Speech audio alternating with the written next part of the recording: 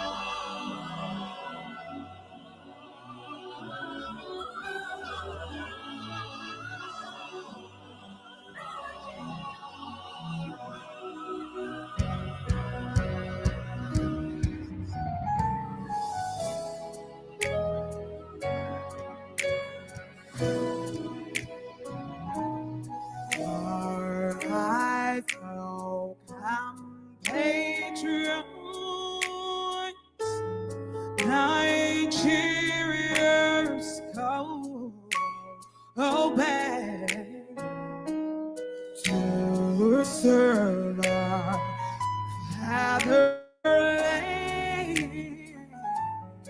with love and strength and faith.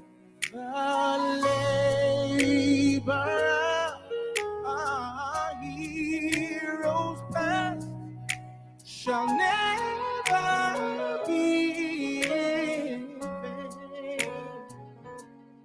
To serve with heart and mind, one nation bound in freedom, peace and unity.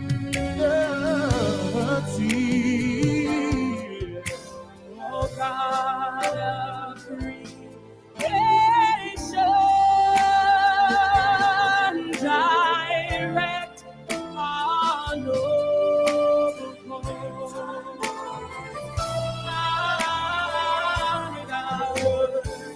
Lead us right, help our youth the truth to know. In love and honesty to grow and live in just and true.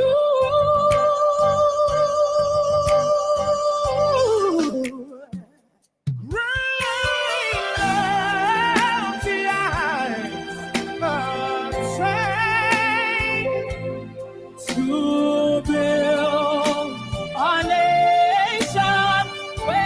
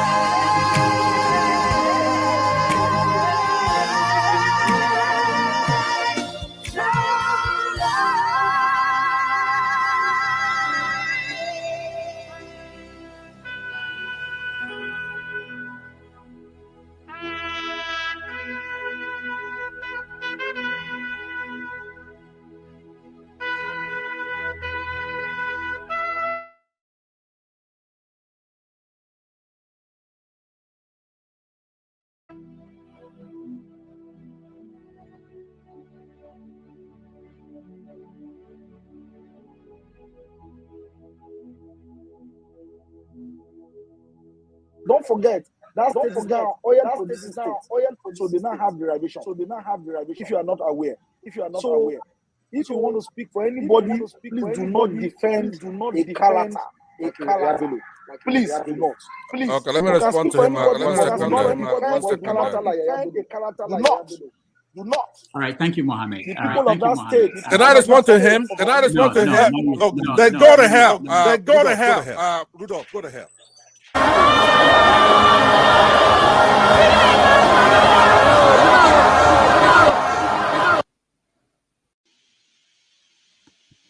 This is not a joke. This is not a turn by turn thing here. I wouldn't be here. After this election, stop coddling Showore and having him running his mouth. He cannot win a single local government. So you are the one running your mouth. You are the one running your mouth. Be respectful to Showore. Are you alright? Are you alright? Are you mad? Are you mad? Mute that boy right now. Mute that boy right now. Mute that son of a bitch. No.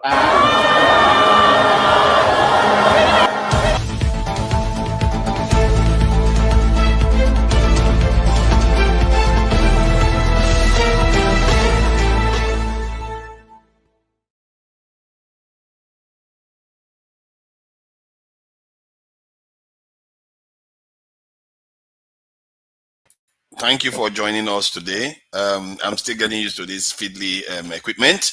Dr. Damages is enjoying his holiday today, so I'm here to a kind of a feeling for him. The show, I'm going to try to keep my mouth shut today because I know, my part 2 is supposed to be my session. So I'm going to give you guys what you guys deserve for Have Your Say. This is not a Have Your Truth sessions where I will interrupt people a lot. So I will try to keep my opinions to myself as much as I can. We are going to be covering several topics. And let's try to keep it civil, like as has been advised. No matter what your opinion is, no matter how disagreeable other people's opinions are, remember that we are all trying to find a path to make things better. I don't think anybody comes here wanting to make things worse for our people. So let's always keep that commonality in mind. I will try to be asking questions. When I'm asked to ask questions, it's just a simple question. I'll try to ask incisive questions so that, if I feel like we need to get deeper into any explanation somebody is given, or if I feel like maybe the statements are not very accurate or we need to shed more light, I will be asking questions.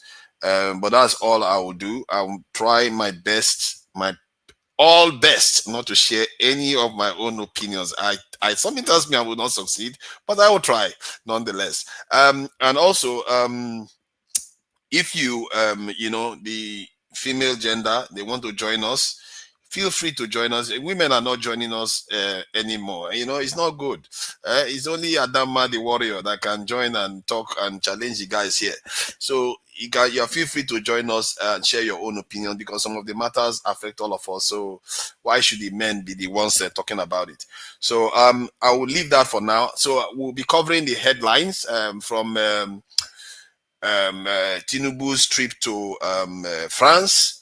The Chad Republic kicking the French out in terms of their military, kicking them out of their country. Senegal doing the same thing, which is quite an interesting development. African countries are just getting fed up, and our president is running to France instead. So I don't know what that one is about. We have the declaration of Biafra in Finland. That one will be spoken about, and like I said, we have to keep ourselves civil. People have difference of opinion in all these things. We try to keep it civil. And we'll be talking about the refinery in Port Harcourt that has been put back in order. They said put back in order. Some people say they are just doing some blending magic there. So that one anybody that has the truth on that, I would truly appreciate it to share it with Nigerians so that we actually look into how true this is, because Nigerians, we have been done. The more you look, the less you see before with the airline Nigerian air issue, isn't it? So that one is a little bit concerning. So I hope it is working. That is going to be for the progress of our people, because our people have suffered enough. My God, they have suffered enough on this issue. And which other topic is there to cover? I think those are the major ones. So I will just play some of the videos so that you guys get an idea of what we are talking about. Then some people are already joining in. Feel free to join in and share your own opinion on this, and let's keep it civil. We are all the same people. We've been around each other. Our ancestors have been around each other for thousands of years. I'm not even sure any group is any pure now. We are all just mixed all over the place. So let me bring the videos in. This one is the first one for the Nigerian refinery. Let me pull that one up now and play it. In 2019, and since then, there have been several efforts to revive the facility with little success. This led the federal government exporting crude oil meant for refining, foreign exchange, and price stability. In 2021, the Federal Executive Council approved a $1.5 billion contract, that is about 600 billion naira, for the rehabilitation of the refinery at a meeting presided over by the then President Muhammadu Buhari. After several failed deadlines, the Nigerian National Petroleum Company Limited in December 2023 announced the mechanical completion of the refinery. The company says the final crude oil refining and truck out of petroleum products from the refinery marks a milestone for Nigeria, and the Group Chief Executive Officer of NNPCL took officials and journalists around the revamped facility. Now with the Dangote Refinery on stream, Port Harcourt Refinery on stream, and we're hoping that the Warri comes up and Kaduna and will be net exporter of petroleum products rather than being a net importer. Country for giving us the opportunity to serve and to see that energy security can be in control of the hands of our countrymen as we continue to grow our capacity in this location and outside. Truck loading also commenced with several trucks seen standing by. To be able to start loading our trucks here in Port Harcourt. And in business news, as you know, one of the key things that we do as NRL is ensuring supply security for the country. And I think it's great to have yet another location where we can load our products day in, day out to service all Nigerians via our retail sites or via our partners in all the different associations. I'm very happy that it's working, because for we to live here and go to Lagos and load to come back to is a very stressful thing to us. So we are very happy that it's working now. The capacity of this depot to contribute so immensely to the economic development and sustainability of this country and the community in particular. You can see the community has been here. They've been very peaceful because they've been waiting for this all along. So we're very happy that loading is commencing today. When asked the reasons for the delay in the restart of the refinery, the Executive Vice President downstream blamed it on unforeseen circumstances, as several repairs of the machines were previously not yielding the desired results. Just for disclosure, just to give people an impression what other refineries look like, this one is Dangote Refinery when they were showing it off to Nigerians, for contrast. Of the House of Representatives, led by the Speaker, Mr. Tajuddin Abbas, and Deputy Speaker, Mr. Benjamin Kalu. They are at the facility on a fact-finding mission, following claims by the regulator that petroleum products from the refinery are substandard. Mr. Dangote guided the lawmakers through various sections of the facility, offering detailed explanations of the refinery. So now we take that away and look at this one. This is mechanical environment. It's engineering, and it has to be from one milestone to the other. It's not something that you just jump to it, as it were. So we need to ensure that we did all the necessary compliance in terms of the operation environment, and ensure that we get the best resource. We don't need to repeat a mistake. Located at Eleme in Port Harcourt, the refinery complex comprises two operational units established in 1965 and 1989, and with a combined installed capacity of 210,000 barrels per day. The older plant has a capacity of 60,000 barrels per stream day, while the newer plant has 150,000 barrels per capacity. Well, trucks have begun loading petroleum products from this spot, which includes petrol, automotive gas, oil or diesel, and household kerosene, while other product slates will be dispatched as soon as possible. The refinery's resumption is expected to further reduce Nigeria's dependence on imported petroleum products and reduce foreign exchange pressures associated with fuel importation. From Port Harcourt Refinery, Georgina Ndukwezainka, Arise News. So that is the news regarding the refinery coming into fruition. So now let's go to the President Tinubu in Paris. Oh God, let me just play a bit of it. You know, recently we were busy bashing Davido because he spoke down about Nigeria. I must say, Show said something that I found quite pertinent today.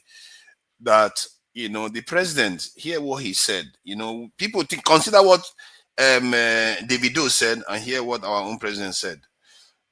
We cannot but invest in one another's economy. As Nigerian financial sector is involving in the France environment. Thank you for creating the conducive environment for them to flourish. And we are creating the same grant for investment in Nigeria economy for the French national. In the area of food security, it is a must. An hungry population is an unrestful population. And we hold it a responsibility by all of us to put together a food security program for private sector investors to come in, invest, with the risk, the fears that they may have. We've been working on stabilizing the security system in Nigeria, and we are getting closer and closer. We are doing better now in the area of security. I can assure all the investors here that Nigeria is open for business. And I thank you for your collaboration. Vital to this is the education of our children. We have a vibrant youth population that is well educated and ready to be trained, skilled, and development of our economy. This, I will emphasize that we need the French expert and investment to do more in this area to help develop our youth population. As your intelligence, to further de-risk the opportunity in solid mineral. We have this potential to diversify our economy from fossil fuel.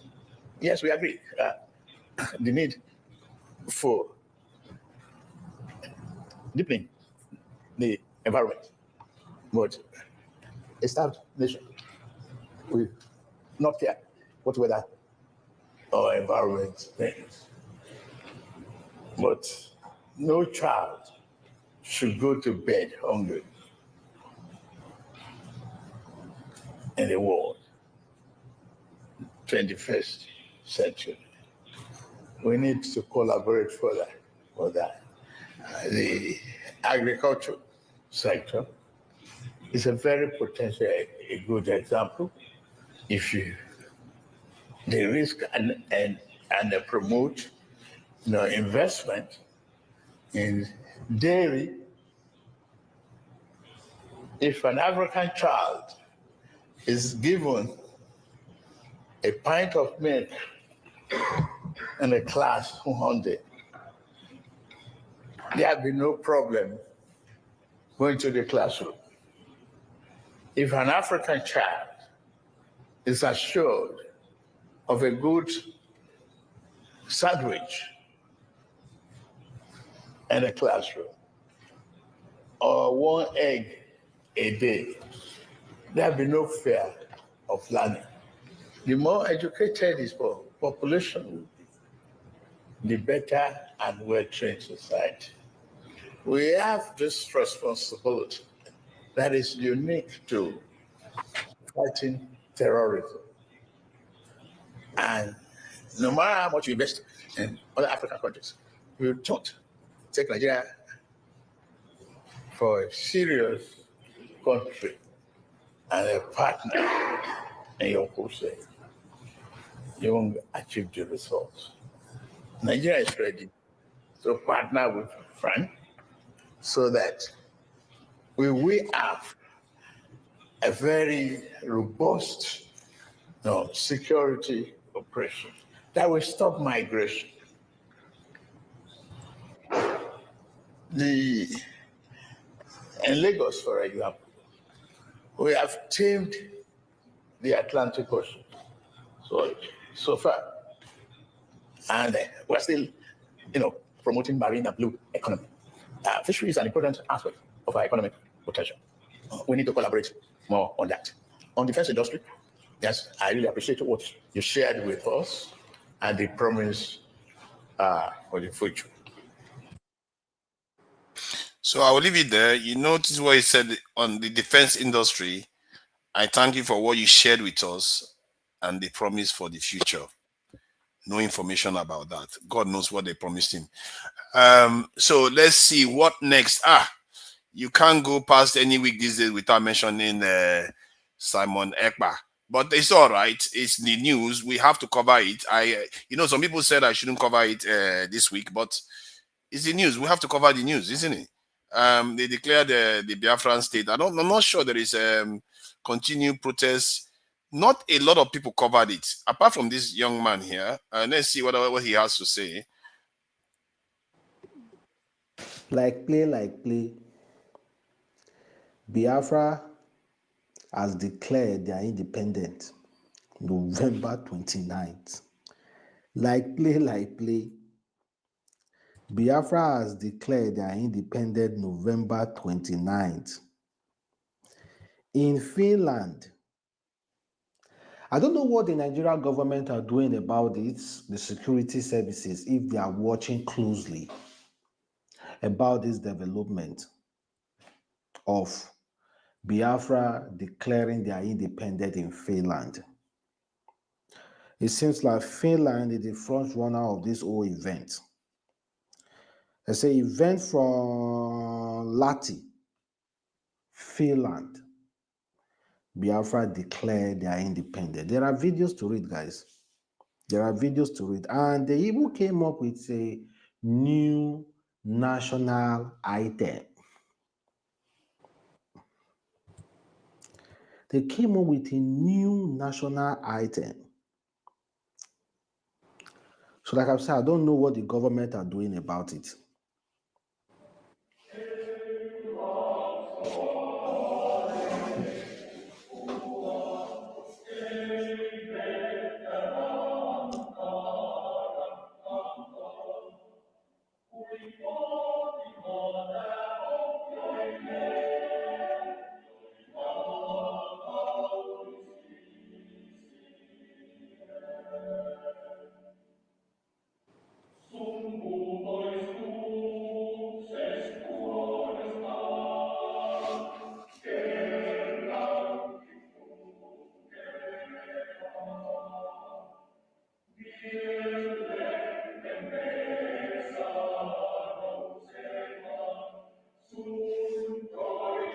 The event was massive.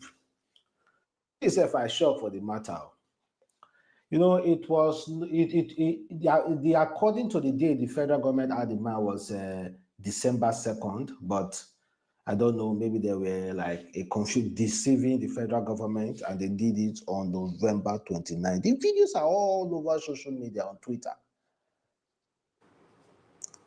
Declaring independent in Finland from Nigeria. So somebody asked a question. Someone said, I'm not going to belabor it. Let's move on to other news. So we'll talk about that too. I just want to cover the headlines so that we can move on. So this our Yahaya Bello. It seems to be, I don't know, is he supposed to be a criminal or a superstar? Maybe confused. Nigeria, they confuse these things these days. Criminals seem to be getting all the benefit of the doubt. I don't understand it. Let's hear this.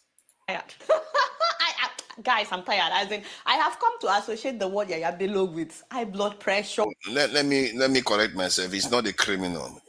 Allegedly, he is accused of something. I have to protect Dr. Damages. All right. Or tiredness. Not just Yahaya Bello, by the way. EFCC. No offense, my father said. EFCC. I'm just saying. What kind of play is this? How can Yahaya Bello be telling the court that he didn't have time to notify his lawyers to show up in court?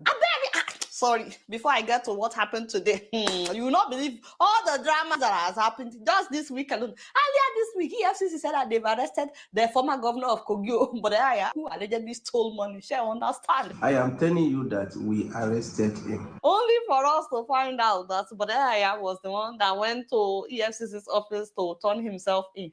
So they arrested him after he turned himself in. I guess they arrested him, no, Koda.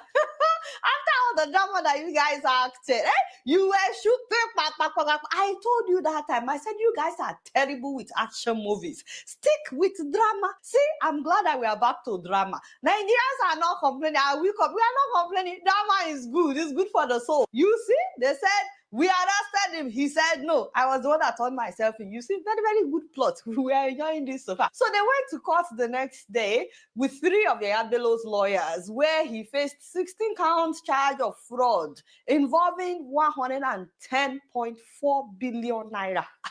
But Yahaya pleaded not guilty as it's a drama. It's a drama something. What were you expecting? I forgot. Before all that, before he pleaded not guilty, those people were so rowdy in the courtroom. The judge kept shouting, order, order. There was no order. It's okay, it's okay. It's okay. No push. Not this place.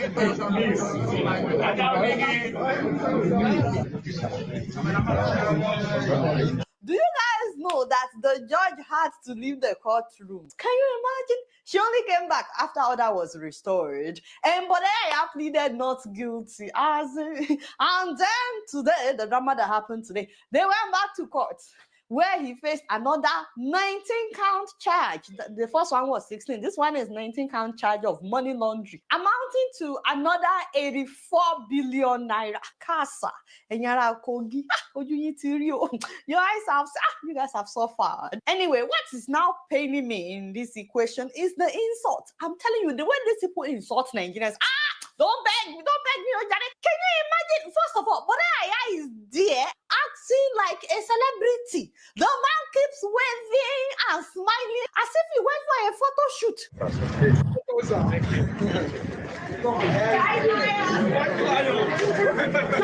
Can you imagine? Like, what? How come there was no handcuff on his hands? Because if it was somebody that stole a goat now, you guys will put handcuff in his hands. The one that is paining me the most is, can you guys imagine Bodaya addressing the court, telling the judge that he was not informed of today's hearing until Thursday evening. So he didn't have time to notify his lawyers. I said, pay attention, by the way. He did not say that his lawyers were not able to make it because of short notice. No. He said he didn't have enough time to notify his lawyers. Bodaya, how much time do you need?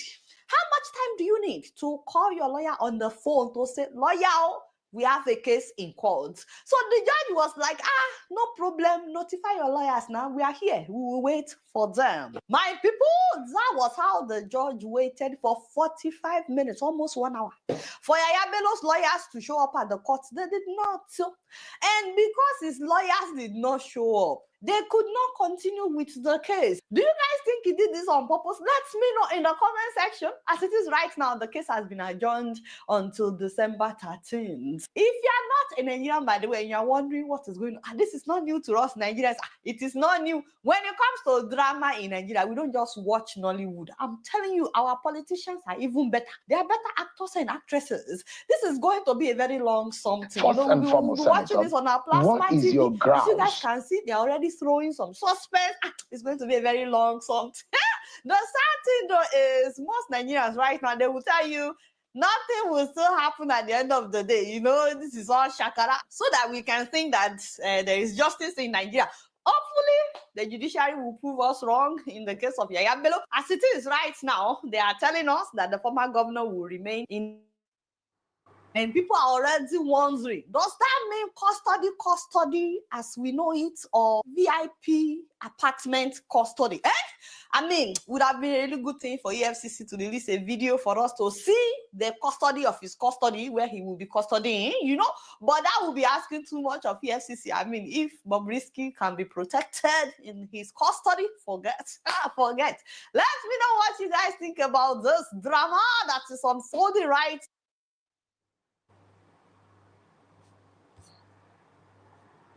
With the bill, you have a general summary of your grounds with the bill. Yes, 2 of them or 3. 1, which is very important, is the timing. Okay. I disagree with the timing. You don't think it's the right time to present the bill? Yeah, because Nigerians are struggling to survive.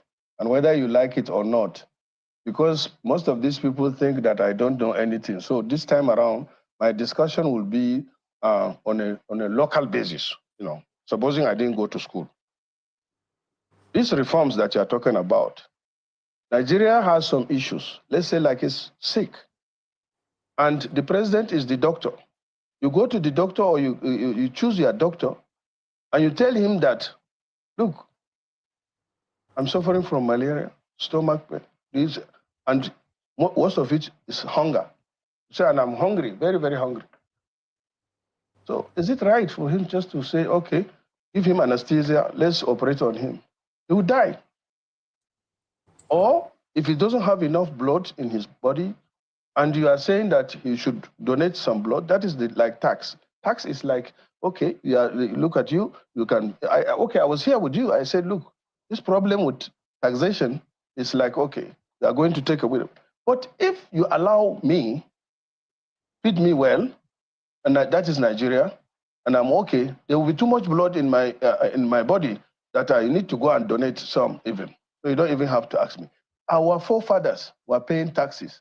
In the north, we pay taxes. So it's not like we are being running away from taxes. We pay taxes. Nigerians, every responsible tax will want to pay tax, but the timing is wrong. That is number 1. Okay. Number 2, there is so just before you move forward, the timing, when do you think would have been right to present this bill? When there is no hunger, when people are living, not surviving. Look at what is happening in America. Before they swear in Donald Trump, didn't you hear? I sent you that he said he's going to cut taxes because of inflation. Are we not having inflation? Inflation is going up. We're supposed to cut taxes. Ghana here, that are neighbors, they are cutting taxes. They reduced their VAT from 17% to 3%. Go and check it. They have abolished airline ticket VAT. They have abolished, tax on imported spare parts. They have abolished several taxes in Ghana here. I imagine that the proposition. So that they are moving. Wait now. Yeah. You should move from tax reform to first in Nigeria. What we need to do is to reform the government. You know, part of it. Go and check our personnel and overhead expenditure for this 2024 is about 50 to 60% of the budget itself. We are here in November. 20% of the budget has not been implemented. But if you check the recurrent expenditure, it has been exhausted. So that means over 15 to 20 trillion is going into personnel, debt service, recurrent expenditure. Go and check. This is not. But Senator, wait now. We should reform the government. Number 1, reform. Not only. I think he has made his point there. So we are going to be going to the panelists to discuss this matter.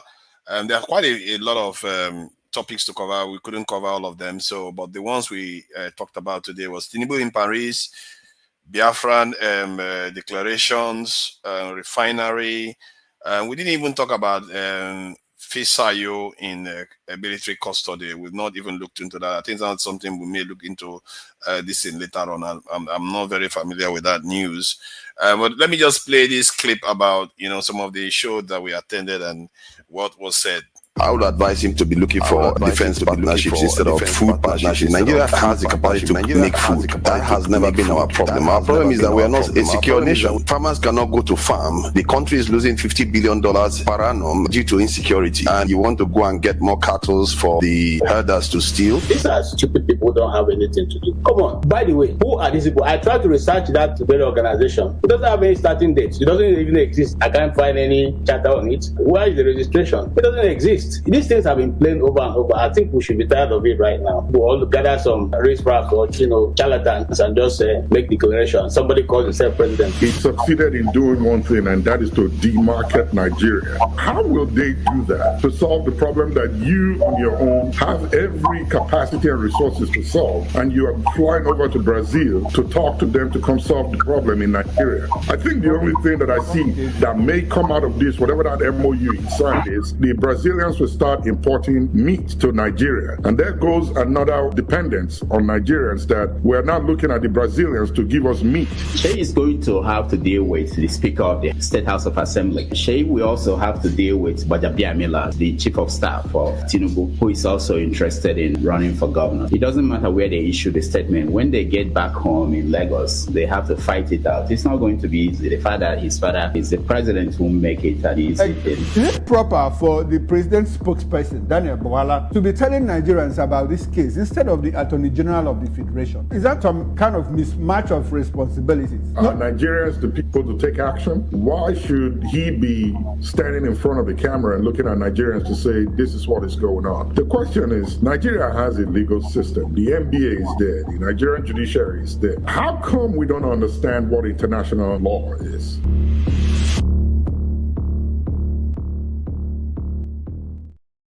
Yeah, you guys should check that channel out. They are doing a good job there. They are trying to promote and give the diasporans voices into the issues that Nigerians are facing. Gentlemen, thank you for joining me. Jide, I appreciate you for coming in. Revolution, I see you there, man of revolution. And as always, Oga James, is gone off. This thing, but that's it anyway. Thank you for joining me, James. So where do we start from? Should we start with the French visit? I think that was the first video that was played. So let's start with that one. We don't want to get into the other areas yet, because I think a lot of people will be looking to chime in on that, and I think we are just starting. So what do you think about the visit to France? That's for GD. Okay. Hi, forefathers. Yeah, thank you. How you doing? Hi, everyone. KG, thank you for joining us. You're welcome. Revolution. Nice to meet you guys again. I hope everyone is doing okay. Okay, yeah, it's a very sad story. First of all, I'm not surprised. I don't know if people are surprised on the panel, but I'm not actually surprised. It has been a story that I've been anticipating. In fact, it's not for me. It's not new at all. In fact, it has been on the cards for a long time. So even since he was elected, so it's very sad. It's a very deplorable situation, but I'm not surprised. It's part of what I've been saying. First of all, for the Nigerian government to be making all these moves, it shows how weak our foreign policy is. That's the first thing. Our foreign policy is very weak. Our foreign policy is not built around the sovereignty of the Federal Republic of Nigeria. It's not built around the sovereignty of the state itself. That's number one. Number two, I feel like we also need to understand that in Nigeria, growing up in Nigeria, and even before, even up until I left Nigeria, like one thing I noticed about Nigerians is that our political consciousness is very weak. Number one. Number two, like within that point I'm going to make, like we have we lack class consciousness. Like the Nigerian people lack consciousness, like class consciousness. So we always think that the wealthy class in Nigeria There will be a way they will always find a way to support and help us and solve the problem, our elites. But the truth is, the elites' interests, all these people that we look up to as our so-called leaders, they don't serve our interests. They don't. It is not a new thing. They don't actually serve our interests. They serve the interest of our enemies. They don't serve our interests at all, like any of them. I know sometimes when we talk about a lot of politics, we try to compare them. Who is better? Maybe if we elect one of them will solve our problem. The truth is that these guys, they don't solve our problem. Our elites, our political elites, our economic elites, and even the petty bourgeoisie, the entertainment people, all of them all together, they don't serve our interests as Nigerian people. We, the so-called masses, they don't serve our interests at all. They serve the interest of our enemies. And the time we begin to understand that concept, we'll begin to know that, okay, yes, like these people don't serve our interests, and we need to take them out of power. That's my major point. Going to France, him talking about food, him talking about education, him talking about healthcare, him talking about security, and saying they want to collaborate. It shows that at this point, we've not learned from our past. That's number one. We've not learned anything from our past. These so-called people, they've not learned anything at all from our past. That's the first thing. The second thing is, how will you tell a foreign country to come and provide food for your people? I have not seen any responsible country that does that. Like, it doesn't make any sense at all. That's like your security. When we talk about security, like you can't be telling a foreign country that has an history of dealing with your neighbors in a very hostile, negative, and imperial manner to come and protect your own people. Like, it's so contradicting at best. It is the most foolish thing at worst. It's the most foolish thing that even a primary school child, being a leader of Nigeria, that has the interest of Nigerian people, we will never do. You understand? Like, even the worst of it wasn't education. The fact that the Nigerian educational system, the foundation, the framework of the Nigerian educational system is still, we built it from our colonial past. And that is one of the reasons why a lot of Nigerians are not politically conscious. It is drawn from our colonial past. They are now adding salt to injury by telling France, an imperial colonial power, to come and help support your educational system. It shows the level of deplorable situation we are as Nigerians, not just the elites, even the Nigerian people, because this has been going on. This is not a new story. I believe the Nigerian people should be more conscious than this. But for him to be making all these moves, it shows that he is doing it because he believes the Nigerian people are under control and they've lost their consciousness completely. So I'll stop there for now. Thank you. Thank you. Thank you for that. I really appreciate it. I think it's Revolution man. Thank you for joining us, Mr. Revolution. So what do you think about the trip to France? Yeah, respect to everybody, Mr. Show.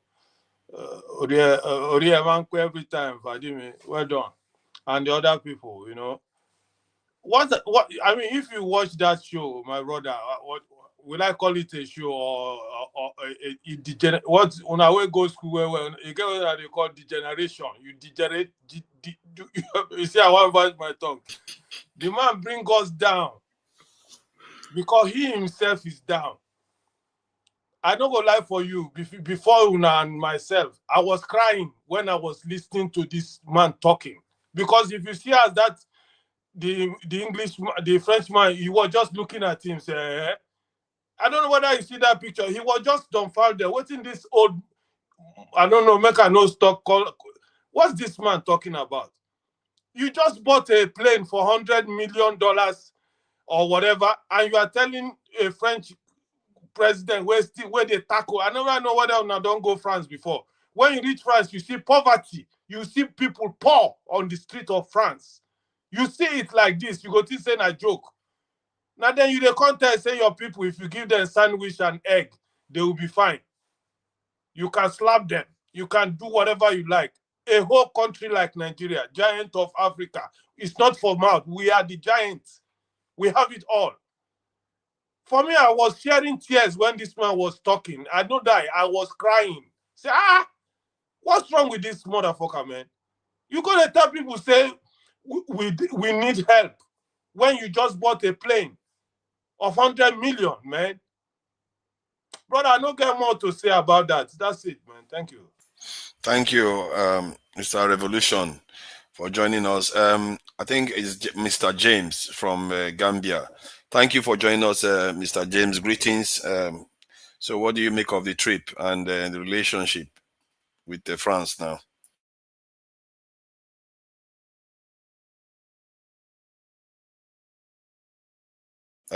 Your audio is, your mic is muted, Mr. James. I don't know whether he's hearing. There is no sign of response. Okay, I think we'll move to the next person while he sorts out his technical issues. God knows I had mine earlier on already. Who is next? I think it's KJ. Should we? Yeah. Yeah, KJ. Yeah, what do you make of the trip to France now? Is he going to save us? It's possible. All is possible in the name of God. In the first place, let us look at France and Nigeria. France is not in Africa. So if it's for strategic reasons, I think a visit to Cameroon, Niger, Chad, and Benin Republic, and even Burkina Faso would have been giving us a better protection than going to France. French at this point, or the France at this point, doesn't even have the economic power because they are trying to survive. And their survival is depending solely on what they are getting and how they've been able to entrap monies coming from Africa, the Francophone speaking African countries. Take away those resources, I'm not sure that France will still remain, apart from maybe their nuclear power, but I'm not sure that they're going to be any place where anybody will want to go to. And if these other countries who France have held down for so long are jettisoning France and moving on, why should we be the ones now to go revive that relationship? Are we seeming to forget that just 2 days ago, the ECO, which was the West African money that we wanted to use as a means of exchange, before was able to be presented in the West ECOWAS, France beat us to that. They made it, took it over, and eventually presented it to us to sign on. And that was why ECO never went beyond what it were, or what it has become till today. So what am I trying to say? These guys all the while have been sabotaging Nigerian moves before Tinubu came into government. And even after Tinubu came into government, they are still doing one or two things, trying to make Tinubu to go into war with Niger. And you call them now a strategic partner. On what basis? You want to sign an agreement to teach French in Nigeria. Are we not learning French? My wife's first degree is in French. And we have French speakers. In fact, almost every university in Nigeria offers French in first and second, and even some people go ahead to do masters in French. So what is new in what you're signing? Apart from the fact that in Nigeria, we have turned governance into a friendship, a bond kind of thing. You come into authority, instead of using your position to help your people to the best interest of the country, you want to further the nest of your friendship, to make yourself look good before your foreign slave masters, than to make yourself look good within your country. I think that's the biggest flaw of leadership in Africa. Thank God for the new ones, new guys, new brains that are coming up who are not afraid to stand up and tell them, to go to hell. And until you come to that point where you stand up and say, look, we are no longer going to be the factory producing resources, raw materials for you guys. We're rather going to produce the raw materials ourselves and sell to you as a finished product. Then we will go nowhere. Look, if you want to know how much money is going to come from this trip to France, go take a look at the picture that they snapped at the end of the conference. Majority of the people who are there are Nigerians. They are ministers, they are governors, they are people in his cabinet who went with him. That's all. They've collected their ESTA code. They've enjoyed France. and probably enjoy the shopping, and they are going to go back, and that is the end of that mission. But the people they've gone to that mission with extract every pound of flesh from this agreement signed. Whether in the end of the day we are able to get anything from it, it's not their business. And that is how Nigeria have continued to spill around this vicious circle that will go all through, and we have started again. How long will you continue to go and demarket Nigeria? You went there to say this is how cheap we are, and yet you've gone to ask for money. And just like Revolution have said, you bought planes, you bought Escalade, you building houses, you are doing everything. You bought a yacht, even though your capital is very far away from the sea. Okay? And all this, and you still want to go out and ask for money. How stupid can we be, for crying out loud? These are things we should examine, and this is the reason why people in Nigeria should rise up and ask questions. You have to interrogate your government and ask them the reason for all this wasteful spending. Before I conclude, I want to shout out to the flagship, who is hosting Dr. Rudolph and Kene. As you guys enjoy that bottle of wine, please remember us on this side. We are also included in the wine. Thank you so much. Thank you. That was a good shout out, as they say. Is this show that is next? Everybody. Yeah, sure. Thank you for joining us. So, yeah, what do you make of this trip? By accident, they could do something good for Nigeria, like wanting to support Nigeria to be able to counter the influence of these Sahel nations that are abandoning the French now. So maybe the French will be like, you know what, to do that, we need to empower Nigeria. We need to work with the Nigerian government, give them more weapons, more stuff. I'm just saying, I don't know. So what do you think?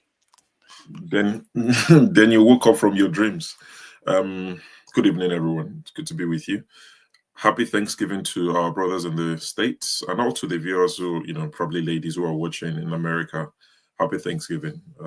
Send turkeys across the pond.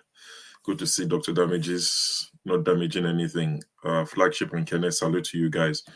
So with this trip to France, I think something that crossed my mind over the week is sometimes when we converge here every weekend and we speak, it sounds like, to me, I might be wrong, it sounds like we talk to ourselves, those of us here who know a bit more. If I'm not wrong, the purpose of this is to enlighten our people back home. To, of course, share ideas and all of that, bounce off each other, but the primary goal is to enlighten our people back home. So sometimes I think when I speak, I would try to explain it in terms that they can understand and can relate to. And I'm not saying they're stupid or slow or anything, but just to break it down for people. I see France as that Egbon Adugbo, as they call them, that senior bros for area that's not doing much for himself. But you get a yard, you get name, you get chest, they go gym, based on say no get work. France is that Egbon Adugbo. Nothing's going for him. African countries, the Francophone, they are the rich girls or children of the rich men that this Egbon has dated and has abused in public. It's not secret. That is abusive relationship. It takes from them, doesn't give anything back apart from abuse. These girls have now woken up, thankfully, and say, you know what? No more. I'm done. But you know that girl for area that now comes and say, I'm the one to tame this guy. I'll be the last one he would cheat on. I'm that girl. After me, nobody else. It would change. That is what Nigeria is right now. So we're going into that relationship thinking it will be any different for us than the other girls that France has abused in public. We will be abused in this relationship. It will be public. You would not need CNN to televise it. We would feel it. You might be in the UK and the US. As long as you have family back home that you send money to, you serve in the UK and US, you go feel them. Tinubu said he will not rest until Nigerians feel the impact of his reforms. That sounded like a threat to me. I was like, bro, we're feeling it already. Slow down. What more do you want us to feel? You see Chad telling France, pack your military bases, 9 of them. Why do you even have 9 military bases in someone else's country? 9. Chad said, pack your military bases and go. Burkina Faso is doing the same. Mali is cutting ties. The Senegalese president, Bashir Rufai, I watched his interview the other day. He said, he asked a rhetorical question. He said, would France allow, and it was intentional about the countries he used as example. He said, would France allow China and Russia to have military bases in Paris? And he included Senegal. Would France allow Senegal to have a military base in France? You would not. So why are you having all these military bases across Africa? I think the reason is simple. They install these military bases to keep you in check. The day you say no, it's easy for them to deal with you from within. They don't need to travel far. They already have boots on ground. So they can deal with you quickly. So I'm not sure what Nigeria think, what the President Tinubu and his guys, what they think they're going to get out of this relationship. We should be going into this conversation, going back to the relationship analogy to say, what do you bring to the table? We should be asking France, what do you bring to the table, as they often ask in relationship? And we should be telling France, as some Nigerian girls say these days, I am the table. France cannot be asking us, what do you bring? We are the table.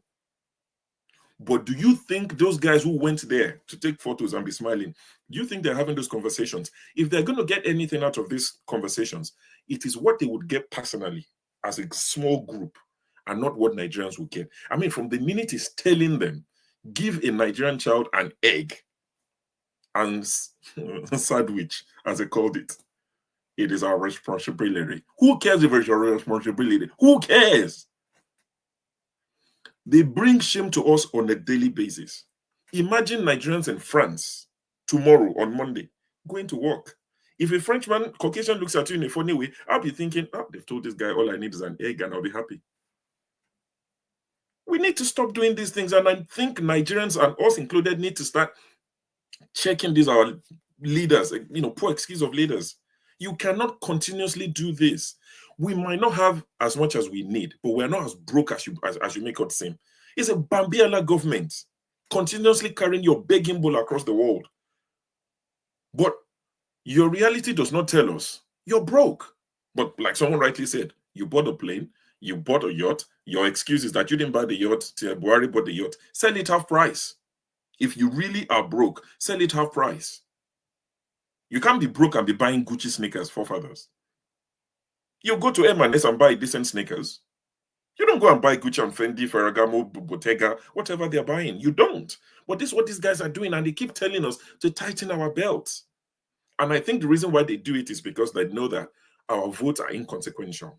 Regardless of what happens, they are sure of victory in 2027. I mean, you look at the tax bill, look at the way they are discussing it. Okay, I'll let somebody else speak. Yeah, I have to give it to you. You do have an innate wisdom.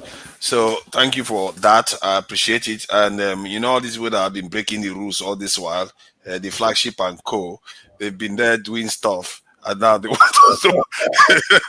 You're welcome, the flagship. Thank you for joining us. I gather that you are with Dr. Rudolph and Kennedy. Yes, so, yes. Yeah. Thank you for joining us. Go ahead. Can you hear me? I think you're loud and clear. Loud and clear. All right. Poor father, I don't think you're seeing me at all, bro. I don't think you're seeing me. No, I'm seeing you. I'm seeing you. This is just an intervention. I don't mind intervention, but even before KJ spoke, I was to speak before. So you didn't say nothing. You just went on and on. No. The reason why is because KJ came in earlier on and came back. Continue, bro. I continue. Yeah. I'm just. I can see you there. I'm just outlining your errors against me. Thank you. All right. Go ahead, the flagship. Thank you. Thank you so much, forefathers. I apologize for breaking protocols and interrupting the show, but I think this part is very important that we capture this. I have here in my home Dr. Rudolph, Dr. Damages, and Kenneth. They are visiting with us today, and I count it a big privilege to host Dr. Damages in our home. Careful of Kennedy, very, very careful of him. While the show is on, we are going to do something that is very traditional. I'm a very traditional person from Nigeria, and I believe in our customs, the good part of it. When a visitor comes to your home the first time, you have to welcome them formally. So Rudolph is here, Kenneth is here. Rudolph came with his son, to visit with us in our home. We're happy to have them and to welcome them. So as we do in Delta State, where I'm from, when a visitor comes to your house, you have to present them with kola nuts. And in addition to that, you give them drinks to support the kola. So I have here Rudolph, kola nuts. Thank you so much. And where I'm from in Delta State, the kola nut does not walk by itself. It cannot travel alone. It has to be supported by drinks. That's why I have put here some drinks, the English version of wine, and the traditional one that the elders drink, and also the soft ones for those who do not, they cannot accommodate. Bread are not big enough or strong enough. There you go. For Kenne. So to support that, where I'm from, you have to. Oh, you have to use. You have to use money to wedge it. Okay. Because if you don't, it is said that the kola nut will fall. And if the kola nut falls off the plate, the elders or ancestors will not be pleased. So before me is the kola nut to you, Rudolph, and to the entire Dr. Damage's show crew and team, listeners, and everybody out there. I want to support the kola nut on behalf of myself with $20 and also on behalf of my entire family with another $20. Wow. So at this point, in my language, we say, "Isiagwai." Yeah. And you say, yeah. Yeah. Thank you so much. So now, Rudolph, you will receive it. Oh, okay. On behalf of everybody. Okay. Kenny too will speak. Okay. All right. In my language, we say that the kola from the king will go. Oh, but make we see your face now. Oh, okay. Okay. All right. You see my face now. So thank you so much. We are very honored to be received here by you, your family, and everybody. And those watching at home, we appreciate all of you. Thank you so much for allowing us to indulge in this ceremony. But it's very important. This is why we do what we do.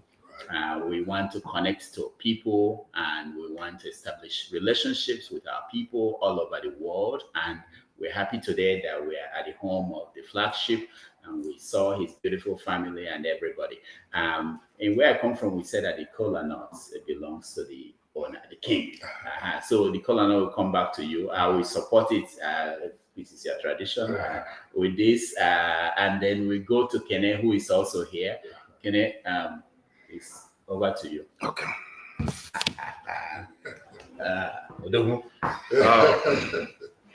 I greet Dr. Damage's show. I greet everyone. And my special greeting to the person that we are in his house today, in the person of the flagship. He received us with open hands, as we all can see. And in our place, you don't put this while praying over the kola. So I will respect that. And being that they are my elders here, so I have to accord them that respect. Yes. Well, in where I come from, as you all know, in Anambra, as in Onye Watoji Watando, he who brings kola brings life.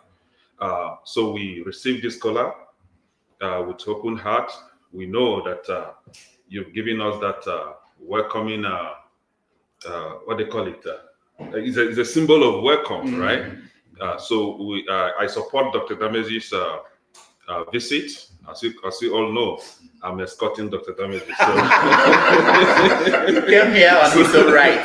Yeah. So Dr. Damage has given the transportation that will accompany the kola to the person. Thank you. Thank you very much. Thank you. Thank you so much. And we will break the kola, but we will not keep you all waiting. I would like the show to continue while we break kola nut and share amongst ourselves. On behalf of myself and my household, give me a butter knife, please. I want to break the cola. And the Dr. Damages show, you have your own cola. So I'm going to present it to you all. Whenever you come to Atlanta. Whenever you come to Atlanta, I will break your piece and give it to you. Yes. Yes. Bear with me, please. You got a table down? Wonderful, wonderful. Yeah. It's a beautiful thing. You know. Yeah. This is I must say you have a beautiful home, and I'm sure everybody is taken aback by what we are seeing here. It's a beautiful stuff, and this is something that came from this channel, you know. So that's why, you know, when we are talking, we have to remember we are, you know, our brothers keepers, and man, I'm quite taken aback from what I'm seeing here. So well done. Thank you. So what have you guys got to say now? You can chime in. This is an intervention, so you can feel free to add. Let me finish this part. Okay. Don't worry. The violence will commence. Don't worry. I know you're in a hurry for the violence. No. I want them to chime in on what is happening. You know, on what we are observing. This is this call I get. This one is for you, Rudolph. As the head of the channel and the founder, I present you with this call or not on behalf of myself and my family, that as you eat it, may God bless you. May God give you every desire of your heart. You said? And as you give a platform and a window for all Nigerians, regardless of where they are, to come together and speak, share amongst ourselves, and try to figure a way out to make ourselves more closer and neater, regardless of where we are from. I say, may God bless you. And may God support everything you do and open more doors and windows for you in the name of our Savior, in the name of our ancestors, and in the name of good life and healthy living. Amen. Amen. Thank you. Amen. So much. And this one is for Kene. Kene, you say you are the escort today. Yes, sir. He came on his right. I want to say that as you receive this kola nut from me, may your ways and your everything you do always meet light. Yes, sir. As you have escorted Rudolph here today, more grace, more blessings will escort you. Amen. Not only escorting you, but they will be with you. Yes, sir. They will be in your household. Yes, sir. Everywhere you go, the name Kene, when it is heard, will be synonymous to goodness, yes, sir. To greatness. Yes, sir. That as we eat this, we didn't ask where each one of us are from. Yes, sir. But what we know is that we are brothers. Mm-hmm. We are Nigerians. So we eat together in unity. As you receive this kola from me, God bless you and prosper you in Christ's name. Amen. Amen. Thank you. This one, speak this. How old is the book? He's 17. 17. I have to think. He's there already. He's there already. So, but first, I will give to my wife, who's the mother of this house. Mm-hmm. And when I told her that Rudolph was coming, she said, "Are you sure?" the renowned Rudolph is coming to our home. We have to receive him. I hope he's coming with his wife and children. I said yes. But circumstances beyond his control did not make his family come with him. So to my wife, where is she? Thank you for supporting him. Yeah, come on. You have to receive this one. It won't take long. For receiving and supporting what we do here, and for supporting me and saying, may God bless you and everything that you do in Christ's name. Amen. Udoka, I'm seeing you for the first time. Yeah. This is what we do where we are from in Nigeria. I know we are all in America and in the Western world, but there is a place where we came from. And this is how we honor our ancestors. And we cement our brotherhood amongst ourselves as Nigerians. I know you're, I mean, if you're past 17, he's there already at 18, right? So you're almost an adult. This one is for you. Thank you and God bless you. My son will receive one, but I will receive it on his behalf because it's not there yet.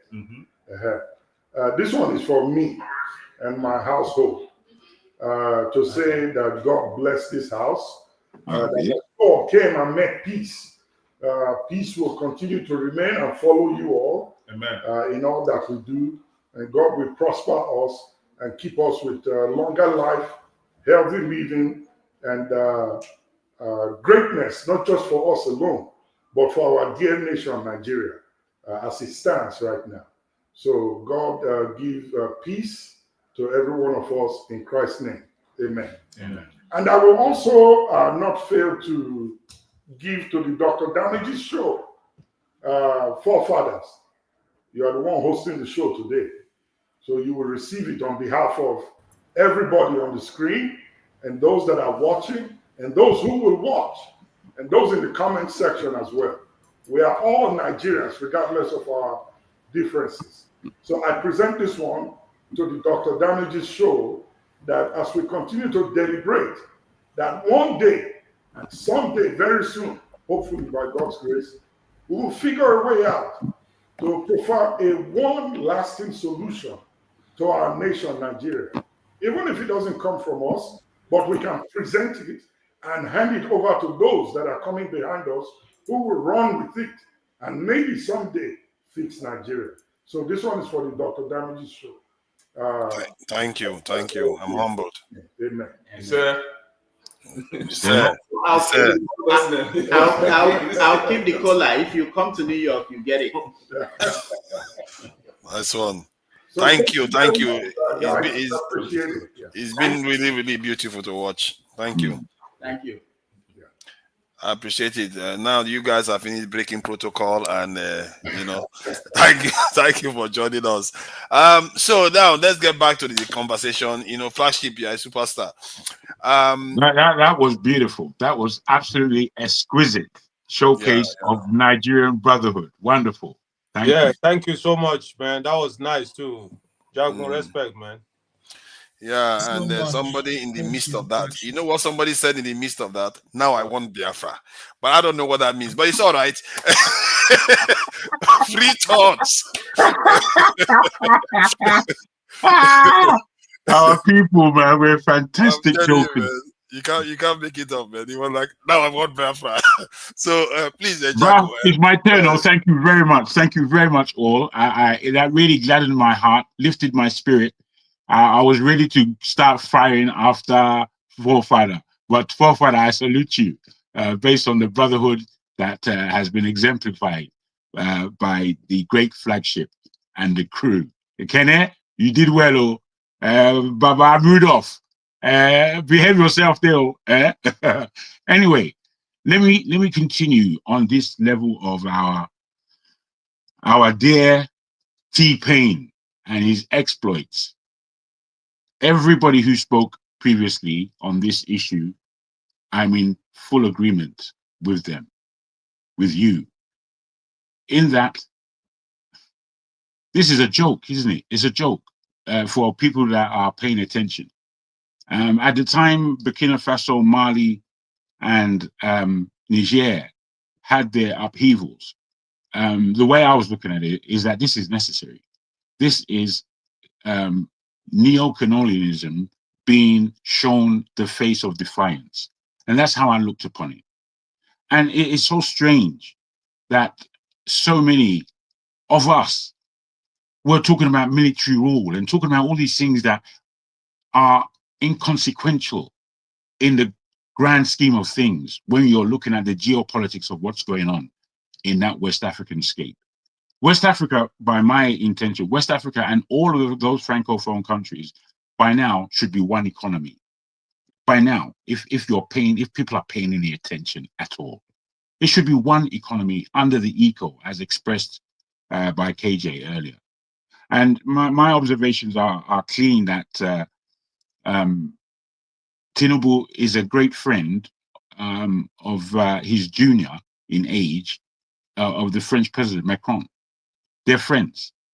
Tinubu has been in and out of France since before he gained the presidency.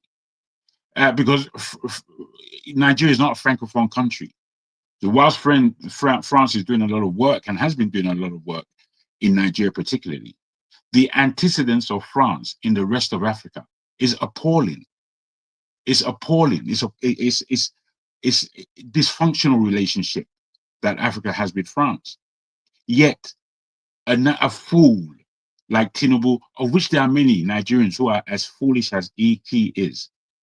And what I mean by that is that we seem to enjoy following the wrong path. I don't know how we do it. The thing that is what we should not do as a country, as a nation, that is what we are doing all the time.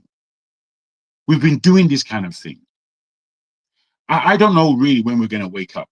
I really have no idea, because we should not be allowing our government to be playing against us in such an open fashion. You're playing against us. You're supposed to be our striker. You're supposed to be the man that scores all of the goals, yet you're scoring own goals, and we're watching you. I mean, when are we going to wake up? Aren't we tired of this? I mean, for real, aren't we tired? I've got my square plans in my head. I can't necessarily share them on this platform, but I wonder if people generally are thinking of a real way forward. Between now and 2027, we have got to stop this thing now. We have got to stop this governance. We have got to stop this presidency. We have to get into a deep conversation, deep one, for the next 2 years. And at that time, we should have arranged what our policy should be. And if it takes more than 2 years, if it takes up to 2028 before we bring and trust ourselves that we can actually perform this democracy in the right and truthful and honest fashion, until we're ready for that, we shouldn't go to any next election. What we're electing, with what we've been electing for the past God knows how many years, it's becoming a shame, a crying. It's past shame. It's horrific. It's a horror show. It's a horror show. Nigeria, what are we doing? What are we doing? You know, I'm a man that always looks for good news about Nigeria. And you know what? I always find it. There's too much good news about Nigeria. Too much. Too many individuals who are really walking with purpose. Too many of us that actually are trying to join that purpose thinking. But our elite, our government, our nationhood really is confused, defunct, and awfully corrupt. And we've got a serious challenge on our hands. How are we going to get that? We only need 10% agreement. I keep saying this thing. Me, I'm going to disagree with any kind of rubbish I come across, and I will disagree with it and throw it in the dustbin. However, I'm still looking for the agreement amongst our people that brings together. We only need 10% agreement among us. If we have 10% agreement, as people will bring down this government, and we will have what we know as men we need to have as a governing body in that country called Nigeria. It's Nigeria. I don't care what anyone says. It's the best country in the bloody world. We don't seem to understand. It's the best country in this planet, with the serious people in there as well. It's not to say that we withdraw the land from its people. We are the best people in the world.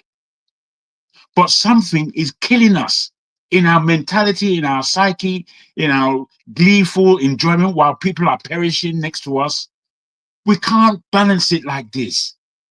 We can't see on television our president, so-called, being in France, shaking his hand, when we all know France is against us as a government. They're against us. I mean, that's what I've got to say, but I'm exasperated with the fact that we still find ourselves lumbering like a big giant that has no flexibility, elasticity, thought process, memory, agility that we need to get to where we're trying to get to. We're behaving like a lumberous, slow thinking, slow-minded, and that's not who we are. Nigerians, I know, we're quick thinking. We're there, no mucking about. Nigerians that I know are ready to dedicate to their time to studies. 3 years, 5 years, whatever it is, we're doing it. We can concentrate like that. So how is it that our country is in such a shambles? And when you look at it, you can clearly see that there's no thinking. There's no thinking in this polity. This doesn't look like thinking. This doesn't look like a thinking peoples, if this is what they've created after 60 odd years. You can't see the thinking. So, I mean, I want to leave it there because I can get into a deep diatribe. I don't want to. I thank everybody. And I really thank Flagship for bringing our emotions to a better level. Thank you. Thank you. Yeah, I appreciate that. Yes, man of prestige. Yes, prestige. Is it the first stage you are in now, prestige? First stage of grief. Is that where you are now? It's all good. Welcome, man of prestige. We've all pretended as if we've forgotten the tragedy that has befallen your people in America. Thank you for coming. So what do you think about this journey with the president to France and the relationship with the country now? Yeah, before I proceed, I have to greet everybody. It's a normal courtesy. Good afternoon and good morning here, wherever you are. Good evening. Righteous Man, it's nice to see you, Righteous Man from Nigeria. Yeah, so our first topic, we are just focusing on the T-Pen trip to Paris, right? Yes.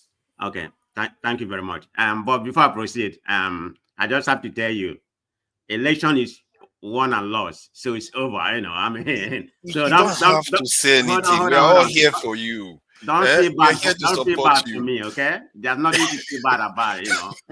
I'm just saying. We are all in it, whether you're from Nigeria or whatever. It is what it is. So let's proceed. So let's talk about what's really happening right now in Nigeria. That's our main concern. America would be great anytime, any day, but Nigeria is not great. So focus on a country that is not great. Forget about America; they are great. I think people are taking what's really happening right now for granted, because what Tinubu has come, to do is proper to mortgage our country, and that's exactly what's transparent, in that trip that he took. I don't know what is his alliance with, with the French people or something like that. People have said he has visited French many times ago. So is he pivoting to French to, a form of imperialism, which is, that's what they are coming to Nigeria, because French is a broke country. They don't have any money. I mean, the West African, Niger, Burkina Faso, and Mali, and Senegal, I heard about Senegal too. They have kicked them out. So they have to find another alternative, in order to exploit.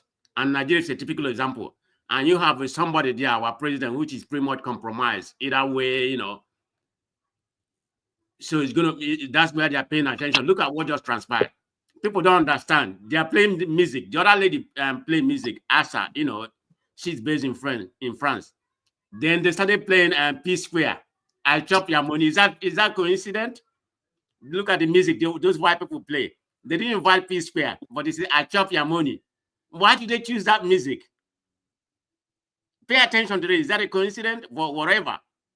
They are coming to chop your money. So let's speak within English. They are going to chop your money. This is the bottom line. Nigeria is the next, it took all the whole Nigerian, elite. Elumelu, Ovie, I've forgotten the guy's name. I mean, almost about Dangote was there. So who is not there? And that's what's going to happen before we pivot to the tax bill. You will understand what's going on in the tax bill. The people that's going to benefit. I don't want to talk about the tax bill. We're going to talk about the tax bill later anyway. But the bottom line is that they are come to mortgage, the country. And watch what's going to happen. Look at the kind of dignity that, they gave to Tinubu. Just like what they give to American presidents. Even more than that. And, they are smiling and whatever, play music they like and everything. I go chop your money. Yeah, he's going to chop Nigerian money, but hey, we don't know. I mean, it's not funny, but it's a calamity coming to Nigeria. I don't have much to say, but That's what it is. That's where we are in Nigeria. We know. So they say election has consequences. If we voted for Tinubu, we know he's, we know his antecedent, but we didn't know it was going to go this far. So thank you very much. All these French people, they will do this their state visit and give us salutes and everything as if that is you blame them. You need to blame your country. Don't blame them. We are the ones falling for it now. Exactly. So don't blame them. French has no resources. I mean, they depend on other countries. I mean, they have kicked them out, so they have to find an alternative. What is the rich country they have to find? Nigeria is a typical example, and they have somebody, who is willing to play game with them, and that's where we are. Sad, isn't it? In this same France, one of their officials was running to India just a year ago or so, begging them to come and accept nuclear submarine. What do they have to offer us other than gunshot salutes? But our leaders still go like Mumu. I don't understand it. This is our own people. We wash these leaders' cars. We will bathe them, treat them, greet them, secure them in Nigeria, and they fly over there. I don't know how this is happening. It's like this is exactly how we know that we as a people sold ourselves into slavery. This is how we know that we did that, because of this level of conduct from our president. This is how you do it now. This is how you sell slaves. Somebody will sell you. It's disgusting. Thank you. Okay, KJ wants to have an intervention. Just 1 minute. Well, I understand what you're saying. If you want to know how we have degenerated to the abyss, is seeing when Nigerian president is receiving foreign guests. The Scottish fluters are the ones that receive them into the presidency, into the Aso Villa district. So you ask yourself, and since Buhari introduced that, I've been asking myself, of what part of Nigerian culture is the fluters that they are using to welcome foreign guests? What sense does it make? Have you ever gone to any foreign mission or nation or wherever they invited you and you saw them dancing your traditional dance to welcome you? No. But you have almost 12 of them lined up side by side, blowing flute that I don't even know what it is. It's not Ogene flute. If it was Igbo flute, if it was Yoruba flute, I can say. If it was Hausa flute, I can make a sense out of it. If it's a traditional flute, I can make. They are blowing the Scottish, those they are, whatever they call them, and wearing Scottish skirts. Yeah. We'll never finish with that. I just have that for you to think about. Thank you. Can I ask KJ something? KJ, when did that happen? It's a sorry state of affairs. It's always been there. You can Google it. Wow. In fact, the last visit of the Indian Prime Minister, they are still there. They welcomed the Prime Minister. Okay. Yeah, you can Google it. It started when Buhari came in, and they have been running since then. Thank you for that. Righteous man. So what do you make of the visit? I'm just hoping that somebody is going to shine a light that we've never seen, that this is going to end up well. Thank you for joining us. Yeah, good evening from here to every panelist. You see, the truth is that the man of color got problem. And the number one problem that the man of color has is hypocrisy. It is difficult for us to look at ourselves and tell ourselves the bitter truth that we should know. The man of color is a hypocrite. Unless you have been granted by the Spirit of the Almighty God for you not to be a hypocrite. I am calling on the owner of this platform, Dr. Damages, with his friend, Showore. They teamed up to bring us to this state we are in now in Nigeria by removing Goodluck Jonathan. Their propaganda of Sahara reporters made Nigerians hate Jonathan regime and Jonathan and his wife. Look at where we are today. You guys are in abroad. You don't know what we are facing here. You don't know the pain we are going through here. You don't know the calamity that is befalling Nigerians here. And Jonathan regime was like a paradise compared to what we are facing here today. The likes of Dr. Damages, Showore that is calling for revolution, which can never happen, team up together. Every day they were online canvassing against this man, bringing propaganda, telling us all kinds of corruption that never existed. Today, Sahara reporters are dead. They are not saying anything. What are they saying? And we are here dying. We are here languishing. Can I put this to you quickly, righteous man? If I can just put this to you I've not finished. Jagu, my brother, please. Let me air my view. They say, have your say. I just want to say this. Jagu, he doesn't want to give way. Allow him, please. And don't worry, your tongue will come. No, I don't want. Go ahead, the righteous man, please. So look at what is happening in Nigeria. It is not good road we are talking about. It is not education. It's not healthcare. It's not security. It's not business. You work hard, you earn little. It is not transparency. Look at what happened in a Edo election. Did any of you listen to Chidoka yesterday on China's television? When he analyzed that election, you will cry to be called a Nigerian. You will not be proud. And people are criticizing Davido for saying that, what are you going to Nigeria to do? The economy is in shambles. It has crumbled. They say, he's not a good man. He's not representing Nigeria well. Why do you want the young man to tell lies? Because he had been here. He's more or less living in Nigeria. He knows what we're facing. He faces everyday pain of Nigerians. Look at the election. Look at the outcome of that election. It's a flawed election, but a governor has been sworn in. And that man said that if what happened in Edo is allowed to stand, people should forget 2027 election. So where are we heading to? The state had been captured. Look at Port Harcourt Refinery. At the end of the day, we discovered that actually the refinery is not functioning. This is garbage in, garbage out they did to confuse Nigerians and the rest of the world. Why are you going to France? The French-speaking countries in Africa, I've been to so many of them. I've been to Mali, I've been to Burkina Faso, I've been to Cameroon for business trips. Go to those countries. What is happening there? And France has become the new bride now for Nigerian president to every day is there. If France, what do you call it? Bilateral relationship is well. Why did Niger dot them out? Why did Burkina Faso reject them? Why did Mali reject them? If they have been doing good.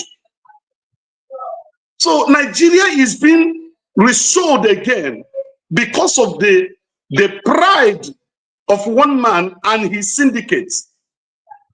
And it's time we stand up and tell Nigerian journalists, starting from Dr. Damages to the so-called Showore who is campaigning for revolution and those who are backing him up.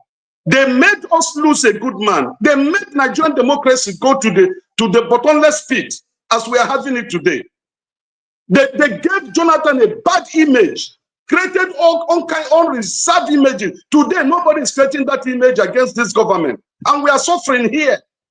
Nigerians have no job, no money, nothing is working, my brothers. It is not about grammar. It is not about being politically correct. It is about facing the reality of what we are facing in Nigeria. It's not working. It has been captured by few people, and those few people are ready to get any person who stands on their way down and have their way. Now, why wouldn't we have the likes of Simon Ekpa? Why wouldn't we have agitation? Why? You can't see what is happening here without rising up to agitate. Don't blame these guys, whether they are doing it rightly or wrongly. It is a bad governance, bad state of this country that is giving birth to these agitations. It is horrible. It is terrible.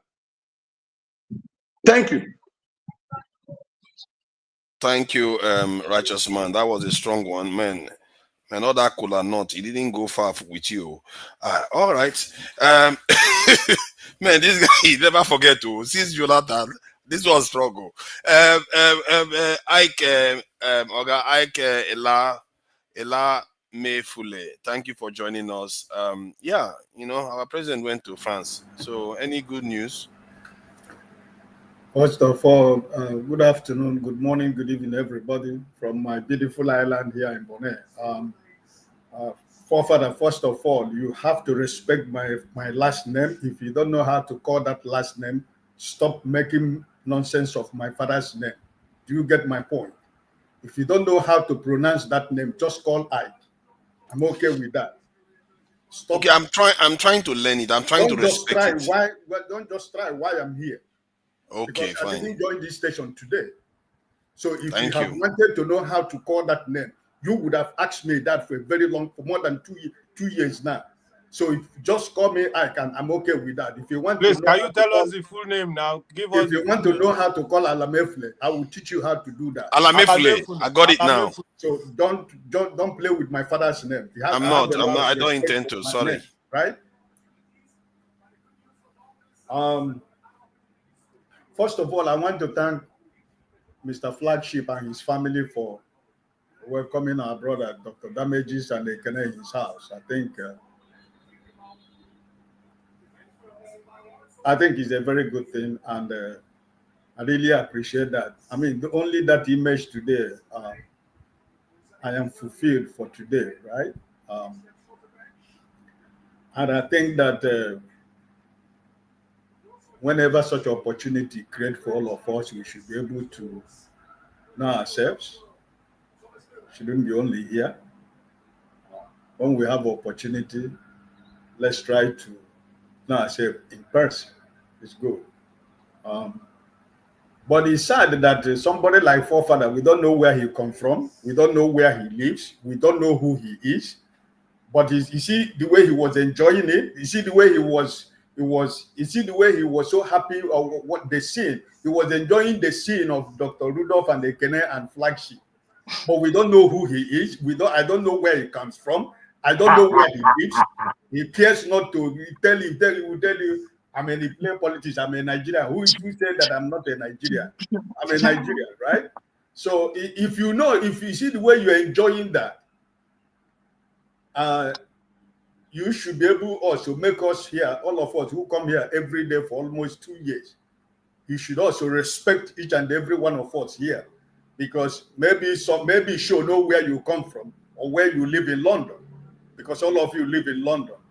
But I don't see why sometimes I should be coming here to discuss about Nigeria when I don't know who you are. I don't know where you come from. Because the antecedent during the time of election, you are a 85% supporter of Tinubu government. Pretentiously now, you are still supporting that government, but you come here to pretend, you come here to camouflage everybody. So sometimes when I want to talk about Nigeria, where you are present, I'm always very cautious because I don't know who you are. I don't know where you come from. I don't know who you are working for, right? So we have to be honest, like what Righteous Man is saying here. Because if I don't know who you are and you're hosting a program, I don't know why I should be able to make, I don't think why I should say much about who I am here, because I don't know who you are. People who are journalists, who conduct interviews on televisions and news media, they introduce themselves to the people that are watching the stations. We don't know who you are. So, but we laugh it off here. We pretend as if everything is okay, but it's not okay. I didn't expect you to enjoy that scene of Dr. Damages and Ekene and Flagship in his family, because we don't know where you come from. Everybody here now, we know where everybody comes from, but we don't know who you are. So I don't even really know what to talk about, because sometimes it irritates me when people are talking about who they are, where they come from, and when they ask you, you laugh it off. I'm a Nigerian. Who is not a Nigerian? Am I from Mali? I'm a Nigerian. I'm not from Mali, right? So you should be able to tell us where you come from, so that the same scene we see here. Because if I don't know where you come from, and I happen to travel to London to see you, and I meet you on the street, I will step 50 miles away from you, because I don't know who you are. I'm telling you that, and I will chase you. I'm just giving you my mind. If I see you anywhere, I'm going to stay very far away from you because I don't know who you are. I don't know who you represent. I don't know who you're working for. But like I said here, during the election, 75% of everybody who is here, who is honest with himself or herself, know that this man was supporting this government. Even up to today, pretentiously, he is supporting this government. He will not come and tell you Dangote refinery, Port Harcourt refinery, everything is scam. This is a government that is built on propaganda and scam. They don't have anything. This is the government that has been fighting for legitimacy, which they will never ever have. And I don't think that we should come here to talk about the man who went to France. Going to France, what change does he make in Nigeria? What change does he affect in any Nigerian common man in the street? Like our brother who is in Nigeria, Mr. Righteous Man is saying, he's going to France. What change does he make? I lived in Mali for 13 good years. I've traveled all the whole Francophone country. Those countries before, we said that they don't have anything, but they are better than you because at least if nothing, they have 24-hour electricity supply. Do you have it? You have everything, but you don't have. Those countries who abandoned France, you have not asked yourself, why did the Francophone countries in Africa decided to let go France? Now he's giving an illegitimate president a very big welcome. Then I will come here and I clap hand for him. He is not my president. I say it everywhere. He doesn't represent me because he's an illegitimate government. The same thing we talked about when the other man came last week, when we were talking about Soludo. The same thing that is happening in Edo State. That man is an illegitimate governor. He is not the governor of Edo State. He is put there by the same people who have captured everybody in Nigeria. The same thing with the governor of Enugu State, Governor Mba of Enugu State. He is an illegitimate governor. It doesn't matter whatever he's doing in Enugu State because he never won the people's vote. We have to call a spade, right? Because that's the only way Nigeria can be better. You cannot, on the foundation of illegitimacy, and all of a sudden you become illegitimate and I begin to clap hands. No, it doesn't work like that. Because I never lived my life an illegitimacy. I live my life based on what is supposed to be a man, that you can be able to stand anywhere in the world tall to defend who you are. So I don't see what story is all about. This government, these people that is in Asoro, can we refresh our minds back? Nigerian Airways, the first week he came to power, he brought an airline in Nigeria. I said it here at the Dr. Damage's platform. It's not up to 2 hours. When I made the comment that I made, it was reported that it was the Ethiopian airline that they painted on Nigerian court. Not up to 2 hours when we are discussing about, because I said this is all about, this is scam. The hospital, they spend billions of dollars in Aso Rock. Where is the hospital now? Go there. You cannot find paracetamol. But at the end of the day, they will leave Nigeria, go outside for medical treatment. Why the spending of billions of Nigerian money to build hospital at the Aso Rock? Still, those people don't use that hospital. They still have to use our little resources we have to go outside and seek for medical treatment. What kind of a people are we? This government is built on propaganda and scam. They have nothing to offer anybody. It doesn't matter, because at the end of the day, you know what is so annoying? When they are lying or doing this propaganda, they think that Nigerians are food. Nigerians are not food. Look at the scam in Port Harcourt Refinery. And let's try to keep it on the French VC. We'll talk about the Port Harcourt Refinery after now. He went to France. He went to France. So what? He went to who doesn't have money to go to France? Who cannot afford a ticket to go to France to go and join himself in Paris? Okay, sorry. Thank you. Father. If I can see Dr. Kelly, if you can sit up, we don't lie down, so we can bring you up. Yeah, that's what I wanted to say. All right, thank you. I will just, Father, I'll put myself behind stage so you can bring him in. Okay, yeah, Dr. Kelly, please sit up. Yeah, welcome, Dr. Kelly. I think it's Mr. James. He has been on and out. Mr. James, thank you for joining us. What do you make of the trip to France? And any good thing can come out of it? Can you please hear me? Yeah, I can hear you. Can you hear me, please? Yes, I can Good, hear you. The line over here seems to be very weak. So if you are not hearing me, you can take me out of the studio. Now, Mr. Tinubu, it's difficult to really analyze this guy because Mr. Ike, if you remember, while we were meeting on Symphony TV in 2022, I said there was no need for the general election of 2023. You are my witness. Ovie is also my witness. There is no need for us to organize any election in Nigeria because the country is not organized. The country, as far as I'm concerned, the country is officially dead. The Chief Zebrodaya will say the country is dead, died. So I don't see why we're even organizing an election at all. Now here is a president who went to France, one of the most powerful countries of the world, behaving like a slave before a slave master. He's telling the Frenchmen to come and educate us, to come and reform our educational system. The most successful educational program in Africa was executed in Nigeria by Obafemi Awolowo. He never went to anywhere other than Ikenne in Ogun State. With his men, they sat down and worked out the modalities, and that program has been the most successful mass education program in the whole of Africa.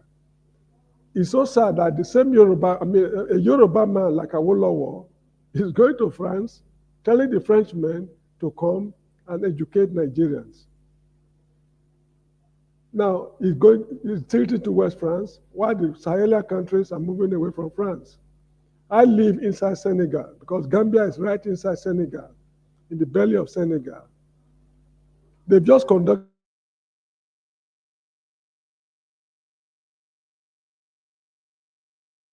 Shame. Yeah, when you come back, you can resume. Who is next? I think, okay, I think he's coming back. Let me get him back on. Yeah, please go ahead, Dr. James. Yeah, I'm sorry. They've just, no, I'm not a doctor yet. I'm Mr. Oh, yeah, sorry, Mr. James. Yeah. Can you hear me? Okay, thank you.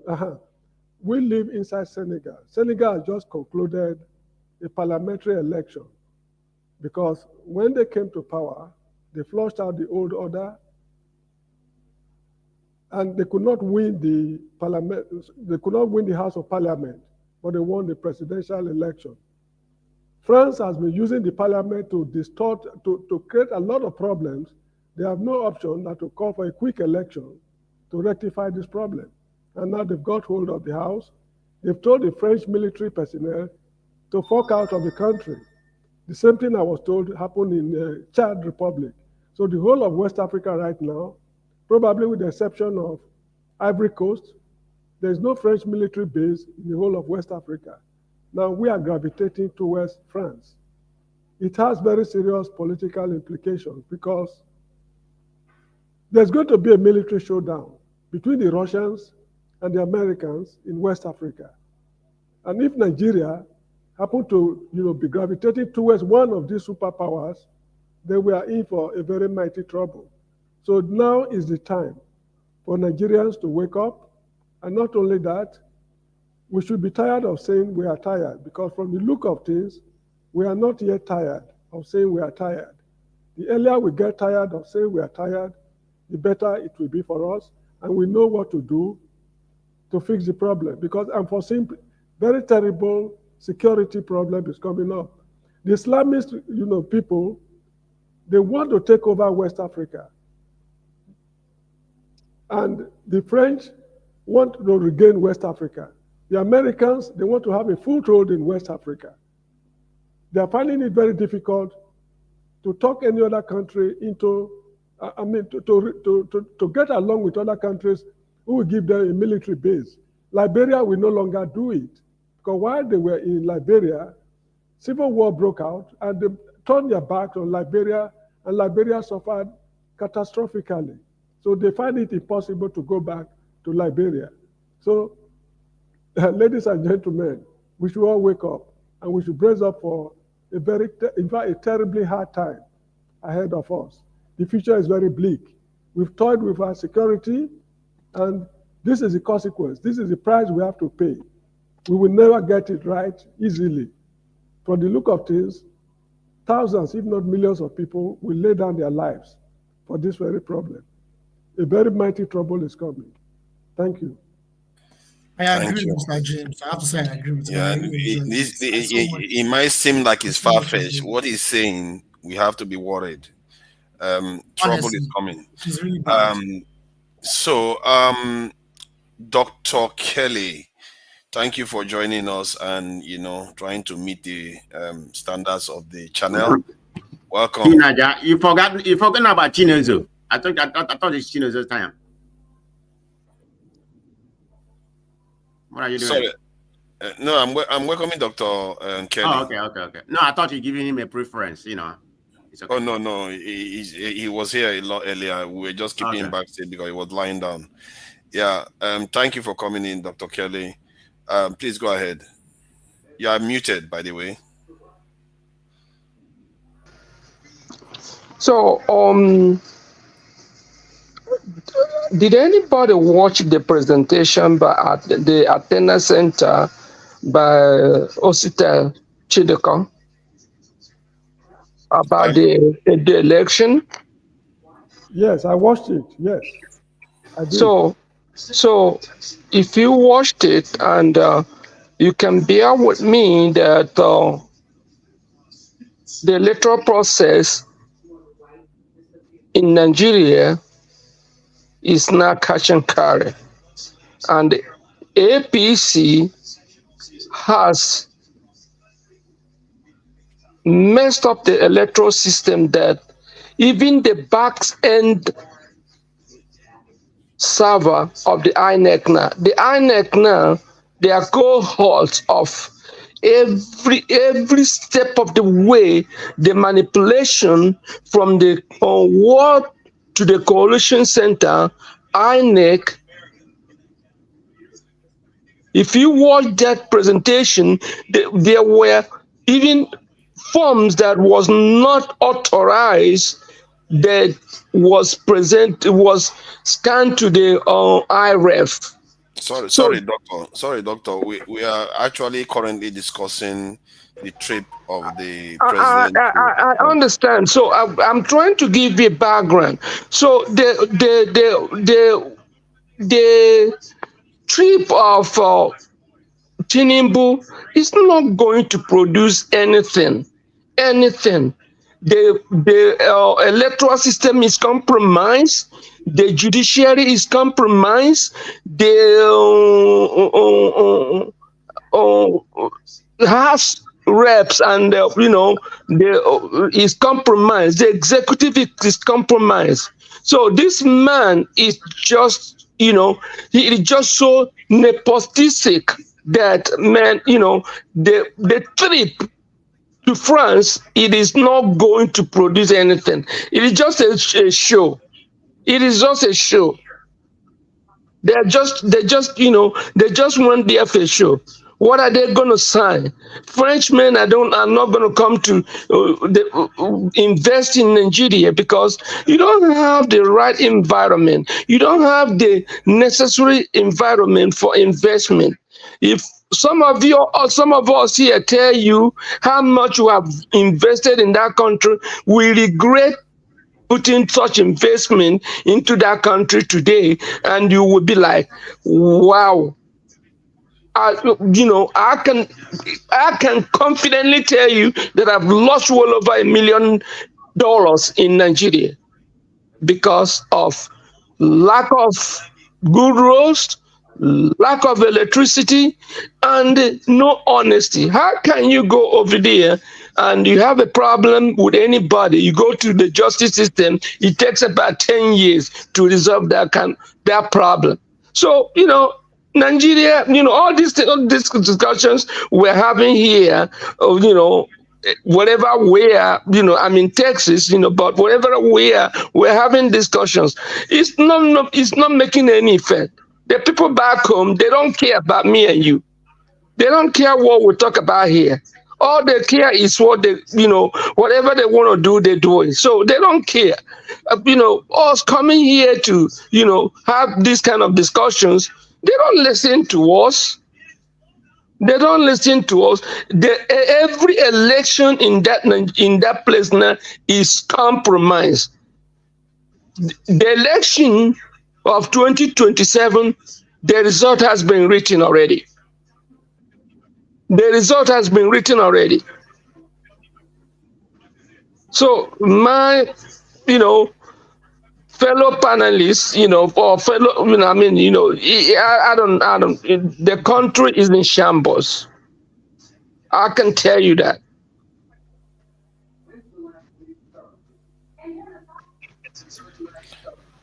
Okay. Have you finished, Doctor?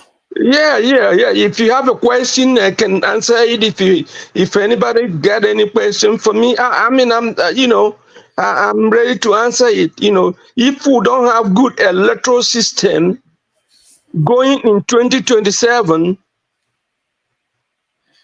even on the election, they didn't even have up to 20%. 15% of electorate that voted.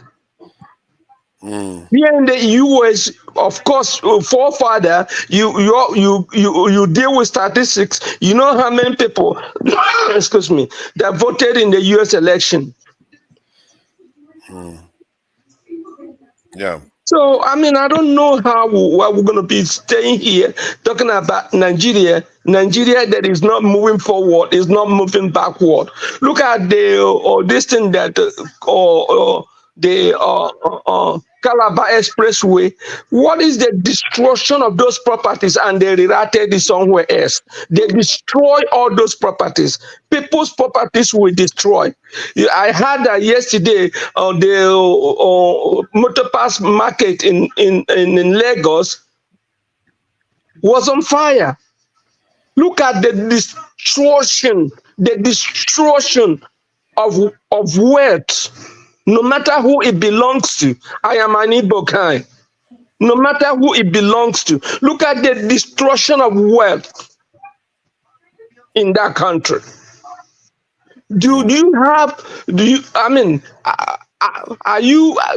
I don't know how one is going to think of investment when there's no conducive environment provided. Yeah, it's a lot, and you have lost a lot because of it. Believe me, Farah, please, I want we're all to at it. just give me a minute to just tell you guys good night for today. Okay, that's fine. Go ahead. Yeah, thank you, Doctor. You said something. That's why we are calling for revolution. When we mention revolution, some people will be saying, Showore. We want a general revolution in that country so that things will start working. A house that is not working has to be brought down. That is the solution, but Nigerians don't want to call a spade a spade. We keep running Mr. Revolution. We have to destroy that country to rebuild it, not complaining. Mr. Revolution, the revolution that I will support is that at least 1 million Nigerians, the elite club has to die. Yeah, has to be wiped away. People don't want to even sorry, I'm sorry. I think you guys have gone over the bar now. See, okay. I'm sorry to say this. The revolution, one, it cannot happen with the ballot system. No, it can never happen. That's why. But it can never. Doctor, sorry. You guys are the people not allowing the revolution to start because somebody like Shore is starting it. We have to join hands, forget about the past, and remove these people by force. Good night, gentlemen. Thank you, Revolution. Your name is your word. It's just what it is. That's really upstanding. I think the Blackstone was here, but he cut out. Thank you for joining us, Paul. No, NNPC. Thank you for joining us, Chino. So, so what do you make of the president's trip to France? Any good? Number one, my name will remain Chino Son Dubisi. I am from Biafra, United States. That is where I am from. For the president who went for France, he's still messing those who believe in Nigeria up. It's an evidence of a dying horse.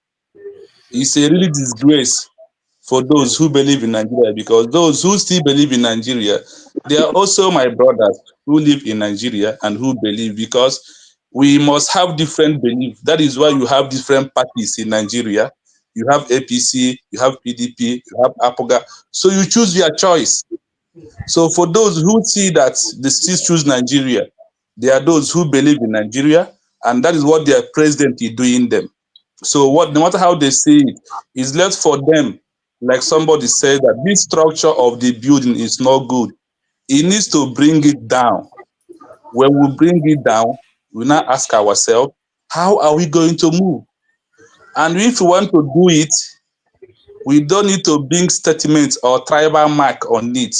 We need to come out like people who want their freedom to fight for it, or who want their country to be good. Those who are in America today speaking big grammar should know what America went into before it becomes a safe haven for anybody who lives in America today. You know how Germany fights before they get their safe haven today. You know how UK fight before they get their own. So, and the country that Nigeria president went to is a country where our nearby Africans are chasing away from themselves. That is why I said going there simply means that Nigeria is not working, and you can see a cry of a dying horse. That is why you can go there and look at all of you who believe in what Nigeria has said, that there is a hunger, that you people need egg to eat, that after eating the egg and the rice, if you slap any of them, they will remain silent. And that is what is happening, because they believe they are the one who own Nigeria. Because Obasanjo said that, Buhari said that the youth of Nigeria are lazy. You know what he meant? But what he meant is that none of the youth of Nigeria are ready to remove tribal mark on what they are doing, remove statements in what they are doing, and call a spade a spade. In going to France, honestly, for those who believe in Nigeria, it's a very big disappointment. That is number one. And also, people like Forefather are supporting people like Tinubu, because up to today, we all in this house, I said I am from Biafra, United States of Biafra, that is where I'm from. I don't know where Forefather is from till today. And he's ashamed to say where he's from. Any man who cannot mention where his father is before he answers Forefather, all of us here can answer Forefather. It's not a name. It's a guy name. When somebody who is hosting this kind of a program cannot open his mouth and said, this is where I am from in this world. Forefather fall from heaven. He's a man who fall from heaven and enter on this program. So, Forefather, please stop lying. Stop deceiving people. Tell us, where are you from? Who are you? Are you among those who are Nigeria? Are you from Ghana? Are you from Ivory Coast? Which village, which country, where his forefather is coming from? If all of you know, since I've been joining this program, I never know. All I know is that the name is their forefather. That is all I know. I have my forefather. He's not my forefather. So tell us where you from. Dr. Damage has where he come from. Anybody in this parliament has where they come from. It's only you that are afraid of where you from. That means you are among Bulgaria people, Tinubu people who are bringing Nigeria down, because you are not proud of where you are. Me, I am proud to say I am from Biafra, United States, in Odimegu State, in Old Anambra. That is where I'm from. My county is Ihiala. This is who I am, and my name is Chino Son Dubisi. Forefather, what is your name? Where are you coming from? I want to stop here for now. Forefather, can you give me a minute? Just a minute. Yeah, please go ahead. I mean, we're all here congregation as Nigerians, you know, to conversate for the betterment of Nigeria. Whether it's going to be better, nobody's know. But I think I'm getting tired of people being fixated about where forefather is from. Forefather is from Nigeria. When you know he's a Nigerian, he doesn't want to. I mean, it's not imperative that he disclose where he's from. I mean, he's exemplifying himself as a true Nigerian. I mean, I don't really have to identify myself that I'm from Imo. That's not relevant. I mean, we're all in Biafra. So, in my own opinion, this is strictly my opinion. He doesn't have to. I mean, we shouldn't be come here bashing him, you know, to disclose where he's from. That's not relevant. He's exemplifying in Nigeria. Whether you like his opinion or not, that's a different story. I mean, that's how I feel. You know, I just have to express that. Thank you. Just in case, anyhow, just give you a brief. You know all the ones that been ruining you right now. What good has it done? It just tells you that whether you know the person or not, it doesn't even matter. Most of you guys don't even know the colonizer that buried all our ancestors, and then we still run to those countries to go and declare our nation. But it's all right. I'm the one. I'm your problem. Let's see. Paul, thank you for joining us. Yeah, thank you, Father. You know, sometimes when some of us say all these things, just on the flip side, and everything, just funny. The day I become citizen of the United States of America, when I was doing my naturalization, I give my full 100% allegiance to the United States of Nigeria. That does not mean I still don't associate myself as a Nigerian. You understand? I was born, raised in Lagos, lived the better part of my life in Lagos, but from Delta State. That does not mean I'm not from Delta State. Or that does not mean I'm not an illustrious son of Lagos State, where I live my life. I have a community there. So this low-hanging fruit, I don't think that's what we need and everything. I understand the pain and everything. See, let me tell you, George Bush as a president, you understand, if his policy failed me, he favors some people. Barack Obama as a president, if his policy favors some people, he did not favor some people.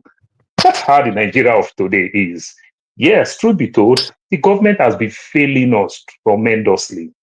The United States of America, the Democrats and the Republicans, you understand, if you like the Democrats' ideology, then you don't see anything good coming from the Republican. And if you like the Republican ideology, you don't see anything. But what I can tell you from a layman's point of view, when I go to a Republican state, they do well. And when I stay a Democrat state, they do well. Right now, I'm living in a swing state, blue and red. The governor is Democrat. My two senators is Democrats.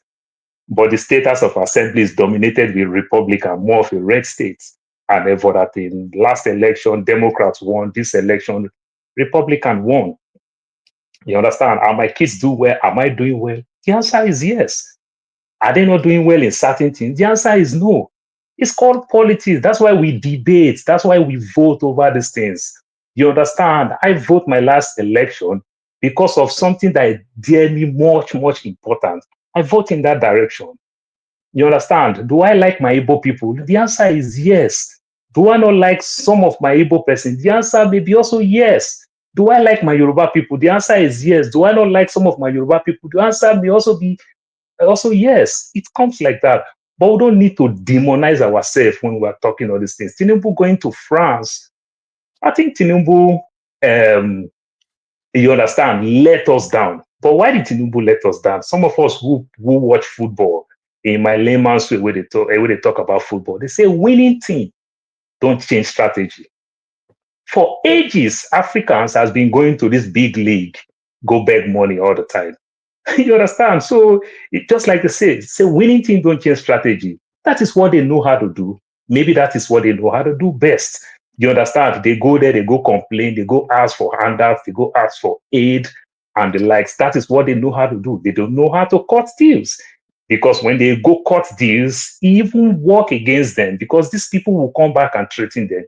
Do you know how much threatening the United States threatened Goodluck Jonathan for him to give up that election? You understand? If I will blame Goodluck Jonathan, I will blame Goodluck Jonathan. Say, you're supposed to be a man enough when you actually lose the election to come outside and say, oh, they threatened me. At least keep it to yourself when you are still contesting. But when you lose, what are you hiding? He that is down fears no fall. But the problem is that we don't know how to cut deals. You understand? We don't know how to cut deals. I will say something that will make some people come attack me. I said something the other time when people talk, for example, the likes like Ibeto. Oh, Dangote bring Ibeto down. Dangote did not let Ibeto. But we have 5 states in the southeast. When they are giving all this contract to build all their roads, infrastructure, why didn't they also give this contractor say any state you use in doing any road in southeast must be from Ibeto? Ibeto will still remain in business. But we don't know how to blame ourselves. It is easy for us to blame people. You understand? I'm from an oil-rich region from my mother's side. When I went back to Delta, where my both father and mother come from, they told me that I'm not from the struggle because I was born in Lagos. An illustrious son, mother, father, matana, mama, papa, papa, mama, whichever way. They said I'm not part of the struggle. How will you explain that? Then when my sister became the managing director in the then Oceanic Bank, Cecilia Ibru, and the likes, my so-called Urobo people also complain again. They say, oh, if you go Diamond Bank, they put only Igbo people there. If you go First Bank, you see only Yoruba people there. Now Urobo people have our bank now. They go employ Igbo people for there. They go employ other tribe for there. You understand? So we do all those funny things. But those are low-hanging fruits. We don't need that. I'm telling you, the greater good, let's just tell us, Tinubu fail us. But we don't need to go down more to be blaming ourselves in this across state line, across the system fail us. The Reuben Abati saga and everything. So many people educate somebody like me who is not from the Southeast. You understand? If federal government put Ministry of External Affairs, Ministry of Education, Ministry of this, all Nigerians that are going to school in Europe, you need to legalize your documents. You need to do anything before you can even apply to go to school in Europe. Don't you think everybody will find themselves in Enugu if Ministry of Education is in Enugu? Don't you think everybody, every student that want to japa will find themselves there? But when we don't have all these things, that's why people will not go there. But some of us don't really understand. We just think, oh, Igbo people need to sell land. You understand? If I go to Nnewi to go buy pharmaceutical product and I will spend 2 nights there, do I need to buy land and build house there? But if they transfer me to Ministry of Education and I'm going to stay there for 17 years and I'm renting, will something tell me to buy land and build house there? These are the things. So our government keep failing us. But let's not turn this thing, let's not go down so low like it's an individual, you and I, and ever. The system fail every one of us. I'm here now in the US. My cousin is going back to Nigeria.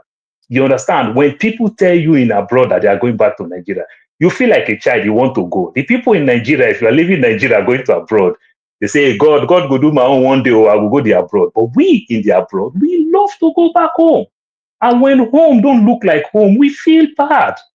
KJ want to go back home, and he don't want to go back home with all type of nonsense security. He want to go back home and sit down in his father's compound and feel free to go greet all his uncles and auntie and go greet all his childhood friend with that security. You don't need to build your house and make everybody understand that you are living in your house. But when they leave, you jump fence, you go sleep in another person's house because you feel that if you sleep, people will come back and come kidnap you.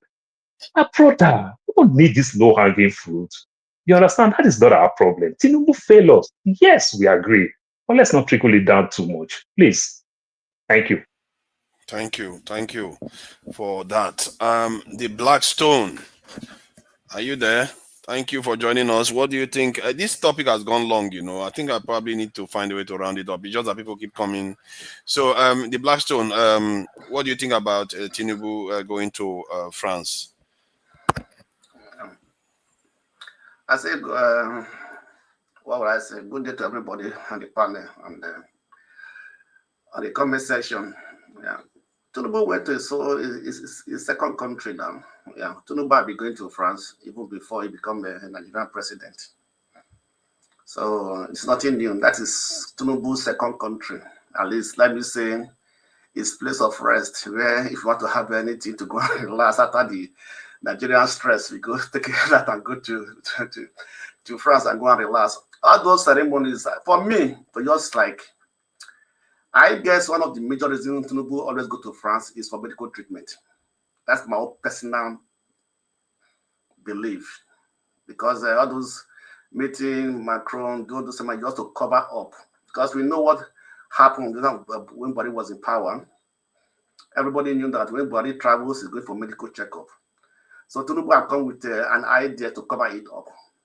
Why must he always go to France all the time? Holidays, always go to France. And is there no good place in Nigeria, or does he have a good house in Lagos that can say, let me have my holiday here? Because it's only African president or Nigerian president that says I have to go to a holiday and he travels to a foreign country. No other countries does it. They have their place of holiday in their own country. So all this one we are just talking about Tinubu. Tinubu is just doing things or just putting things that are at least to make Nigerians to take away Nigerians' mind from what actually is going on, what he's doing. And I don't believe going to France wanting to come and help us to improve our education or something. These are just political talk. I don't think France will come. I don't think even France will come. The Nigerian specialists in education will even accept it, because Nigeria has a curriculum. We have been operating our curriculum. It's not France that's coming to change Nigerian mindset when it comes to appointing educators or appointing professors or people who manage our institutions. The problem of Nigeria is institutional education, is mindset. It's our attitude, the attitude of not being able to improve on anything we are doing in Nigeria. We know what Nigerian university used to be. At least those days used to have the first 5 Nigerian universities. That when you graduate from one of these things, from one of these universities, you have direct. You can easily go into any of these first-class university abroad and do your masters, like University of Osaka, Ibadan, Ife, Benin, and so on and so forth. Today, where are those universities? Because when you begin to appoint people based on personal or who I know, not people that are qualified, they begin to destroy the institution. So we have destroyed our institution, and nobody's going to repay for us, because even if they will come, their impact will only last for some few months or some few years. Once they leave, everything go down again. Are we going to say that we don't have Nigerians who are very intelligent? Don't we have good administrators? Don't we have good people who manage or who are good managers? So we have to ask ourselves, why is everything going down in Nigeria? You want me to come and get that? Okay. Can I respond to the Blackstone? Let me finish my thought before you respond. So let's ask ourselves, what is the issue? And the issue of all these things is not because we don't have laws or we don't have, it is the implementation of our laws. It is people of putting this right. It is this, so this implementation comes from mindset. It is people that change things. It's not things that change people. People change things. People put things in order. So when we cannot have people who are responsible, people can stand and say, I have integrity. I will not stain my name. When those people are not there, there's no thing that will work well in Nigeria. And they came and said, we want to use professors to be election managers and so forth. It is the professor today that are rig election for people they won't taught in school. They ring the election for them. Even for those who don't even go to school, they ring the election for them. So what is it? So I don't know, people are supposed to have integrity, supposed to stand above other people and say, I will not compromise my integrity. I will not compromise my name no matter what. But we have those people who can stand and say, this is who I am, and this is what I will do, come what may. Nigeria will not move forward. We can talk and talk and talk and talk. We have to look deep down into ourselves. We have to be able to see where we are making mistakes, where we are going wrong. And until we discover this and have a change of mind, there's no way. No, even if the angel come from heaven today, Nigerians will corrupt them. Because that's the baseline of Nigerian society today. So we are talking about Tinubu Tinubu came from within Nigeria. This is a Nigerian man growing up in Nigeria. You know everything you know what he's doing. You know what he's doing. He's enriching himself and his family. And this we are talking about because he doesn't have sympathy for the poor people. That's why he said, I don't care. No matter what, I have to do my reform. If you die, you die. You eat. That's not my problem. So that's the mindset of that type of leader we have who doesn't care for the citizens. And as we are talking here today, people are still cashing out in Nigeria. There are a lot of corruption. I heard on Friday, after removing subsidy from electricity, but this year they are paid 2.5 billion as subsidy. Where does it come from? That's the country we live in. That's the people that are there managing the economy, managing the country for us. No more subsidy, but the money they are paid for subsidy is even higher than even what Buhari was paying. Where is it coming from? Are these not people who are doing these things? Will they say don't those people? So let's bring people to book. If you cannot bring people to book who are corrupt and everything, how are we going to change the society? So people can fly to anywhere, go and make noise. For me, it's just noise. It's just like I guess it feels like flying. That's what I see. Because you cannot stay in Nigeria for 1 month or 2 months, not flying away from Nigeria. So I think that's why he bought a brand new jet so that he can enjoy his time. So just going anywhere to make noise and degrade Nigeria. And he come back and say, "I'm doing my job. I'm weighing investors." You cannot weigh investors to a place whereby everything is rotting. Who going to put his money into a place, into a society whereby nothing comes out of it? Thank you. Thank you. I think we're going to have a quick break so that we can transition to the please, can I respond? Refinery. Yeah, I'll give you a chance to respond briefly. I hope nobody tries to respond further, so that we can go to the issue of the refinery and the topic. All right, so please go ahead and respond briefly. Yeah, thank you. Yeah, I heard what a lot of people have said, particularly the Blackstone and others. Like, we tend to blame ourselves for the problems that we're going through in Nigeria, the reality in Nigeria, how Nigeria is a failing state. Like, we talk about how our government spends money anyhow on government expenditure. We talk about how, foreign investment cannot come because Nigeria is so bad. It's in a very deplorable state. It is not wrong. But the problem is that is not exactly the cause of the problem. It's like when someone has malaria and he has headache, he has fever. Those are symptoms. The person has malaria. Those are symptoms. The major point I want to make is that investment does not lead to development. No country in the world developed through investment. Development is investment in the people. You invest in the people. They call it human capital development. You invest in your people. France cannot do that, right? It's the Nigerian government that will do that. But the reason why the Nigerian government cannot do that is because there's a bigger system in place to keep Nigeria down. Those people that we are blaming for Nigeria's failures, Tinubu, our political elites, and others, they are agents. These guys are agents. They are not just there. They're not just there from nowhere and decided that they hate the people. No, there is a system in place called Western imperialism, neo-colonialism. These guys, they are there. They are puppets to the imperial powers, including France. They serve the interest of these countries. That is why all these things that we're saying is valid. In all things the Blackstone said about our institutions being bad and all that, it is because our institutions are foreign controlled, they are foreign funded, and at the same time too, everything is focused on privatization. That's the reason why. So I want to just say that we need to focus on the root cause rather than focusing on just the symptoms. Like, it is very valuable. We need to look at the root cause. So I'll stop there. Thank you.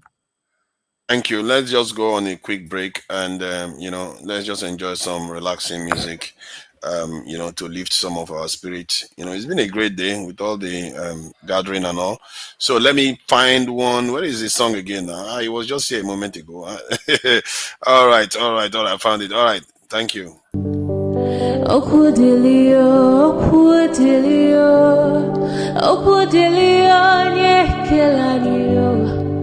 Olisama lugonko ene menenua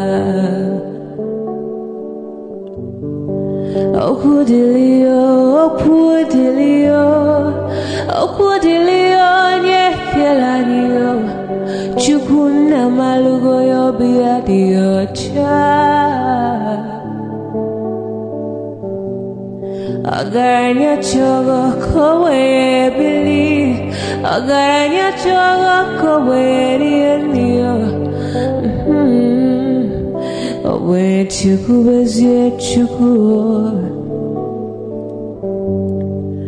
Nuche chukwa busigi fegemeo. Nuche chukwa busia ifegemeo. Nifo solo ne asi alibazie. Owe bebe agaranya muliba. Owe wuru agaranya bibe solia. Mano agaranya wa. Owe afyozi enipakwa. Agaranya chogo kowe bili. Agaranya chogo kowe rienyo. Owe chikubezio lisa. Kodili ma kodili bemo. Kodili wakema kodili wanima. Naino kwane we beluge beluo. Kodili ma kodili bemo. Kodili kemo kodili heyo. Ibedwe me wanem nikadie zibohimo.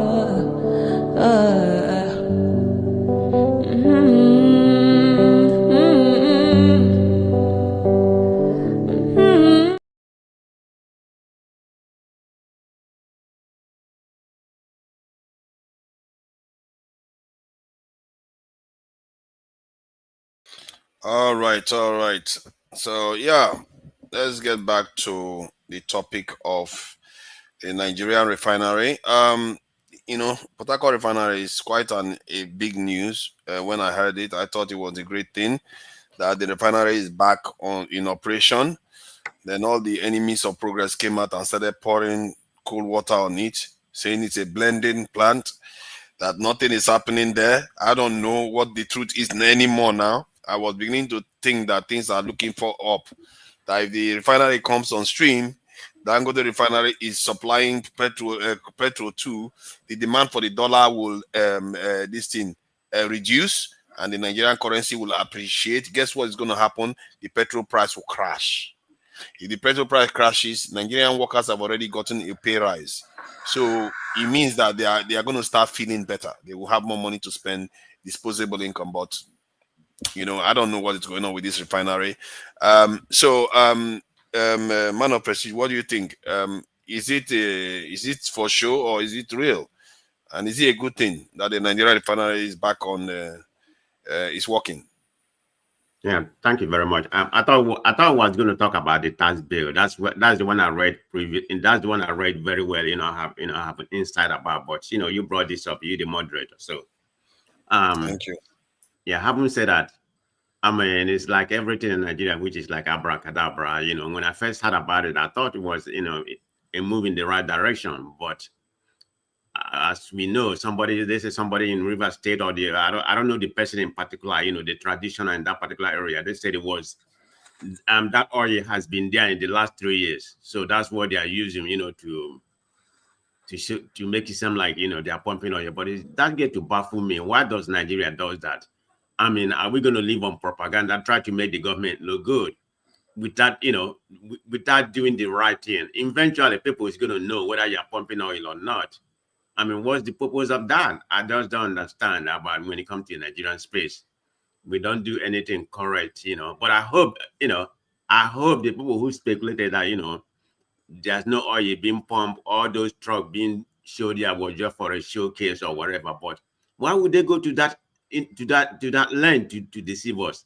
You see, this is why it's very difficult to believe anything coming from Nigerian space. The government is even the worst liar, the worst propaganda. It's all about making the government look good without producing something that is right. Eventually, all this in a hiding propaganda is going to come out. So I guess we have to wait to see what actually happened, who is right and who is wrong. I think the NNPC came yesterday and said that what was showcased about 2 or 3 days ago was the right thing. You know, they have started producing, but I don't know how, up to what capacity. Like I said, I've not read about that. The only thing I was so much focused was the tax bill, you know. So I don't know what's the outcome right now. That's the only information I have. Thank you. Yeah, I think Oga Ike. Yeah, please go ahead. What do you think about the Nigerian Port Harcourt Refinery commencing? Do you believe it's real? My brother forefather, I think I said when I was making my first comment, Nigerian government is a scam, and nothing, all those things are scam. Mr. Prestige was saying, how could they lie on something like that? If they could lie on common plane, how much is plane? If they could lie that they have a national carrier now, it was on this platform. I said, when they said it, I was talking here, I said, from now till tomorrow, you will discover that this thing is scam. It's not up to 2 hours. Breaking news came. Ethiopian Airline, it was airline that belonged to Ethiopian Airline. They went to national call and said they have a flight. And that's it. So, and we're talking about NNPC, which you know is that the engine economy of Nigeria. They can listen. I said it my opening remark. It's a scam. Nigeria is what it is.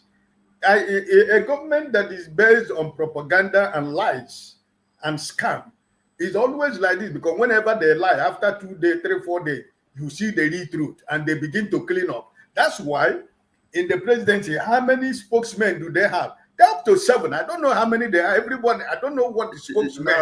No, Dr. Ike, they are 13. It's 13 of them. Okay. I don't know what government is doing with 13 spokesmen.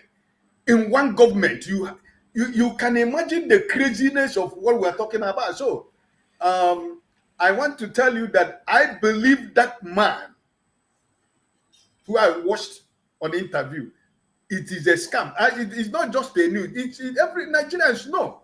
These things are scam. So my brother and father, I do not believe anything this government says, because 90% of what they have said turn out to be lies. So which one am I going to believe? Right? So it's just I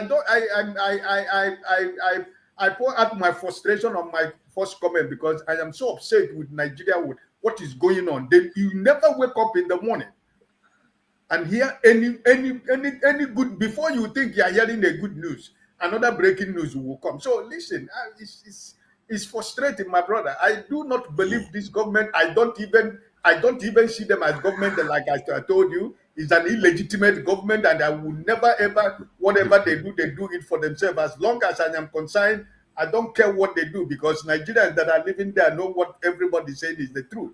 It's a government of scam. They have captured everything. They have the machinery.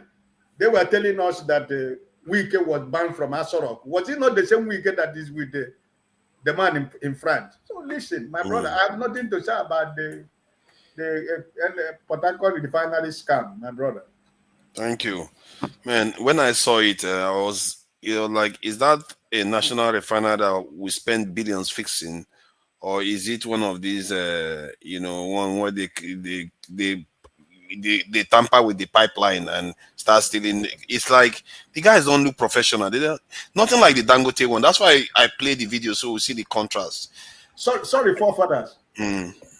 Watch from now to the next 2 weeks. If you not hear that man who gave that interview has been arrested by the police or the military, because this is what they do.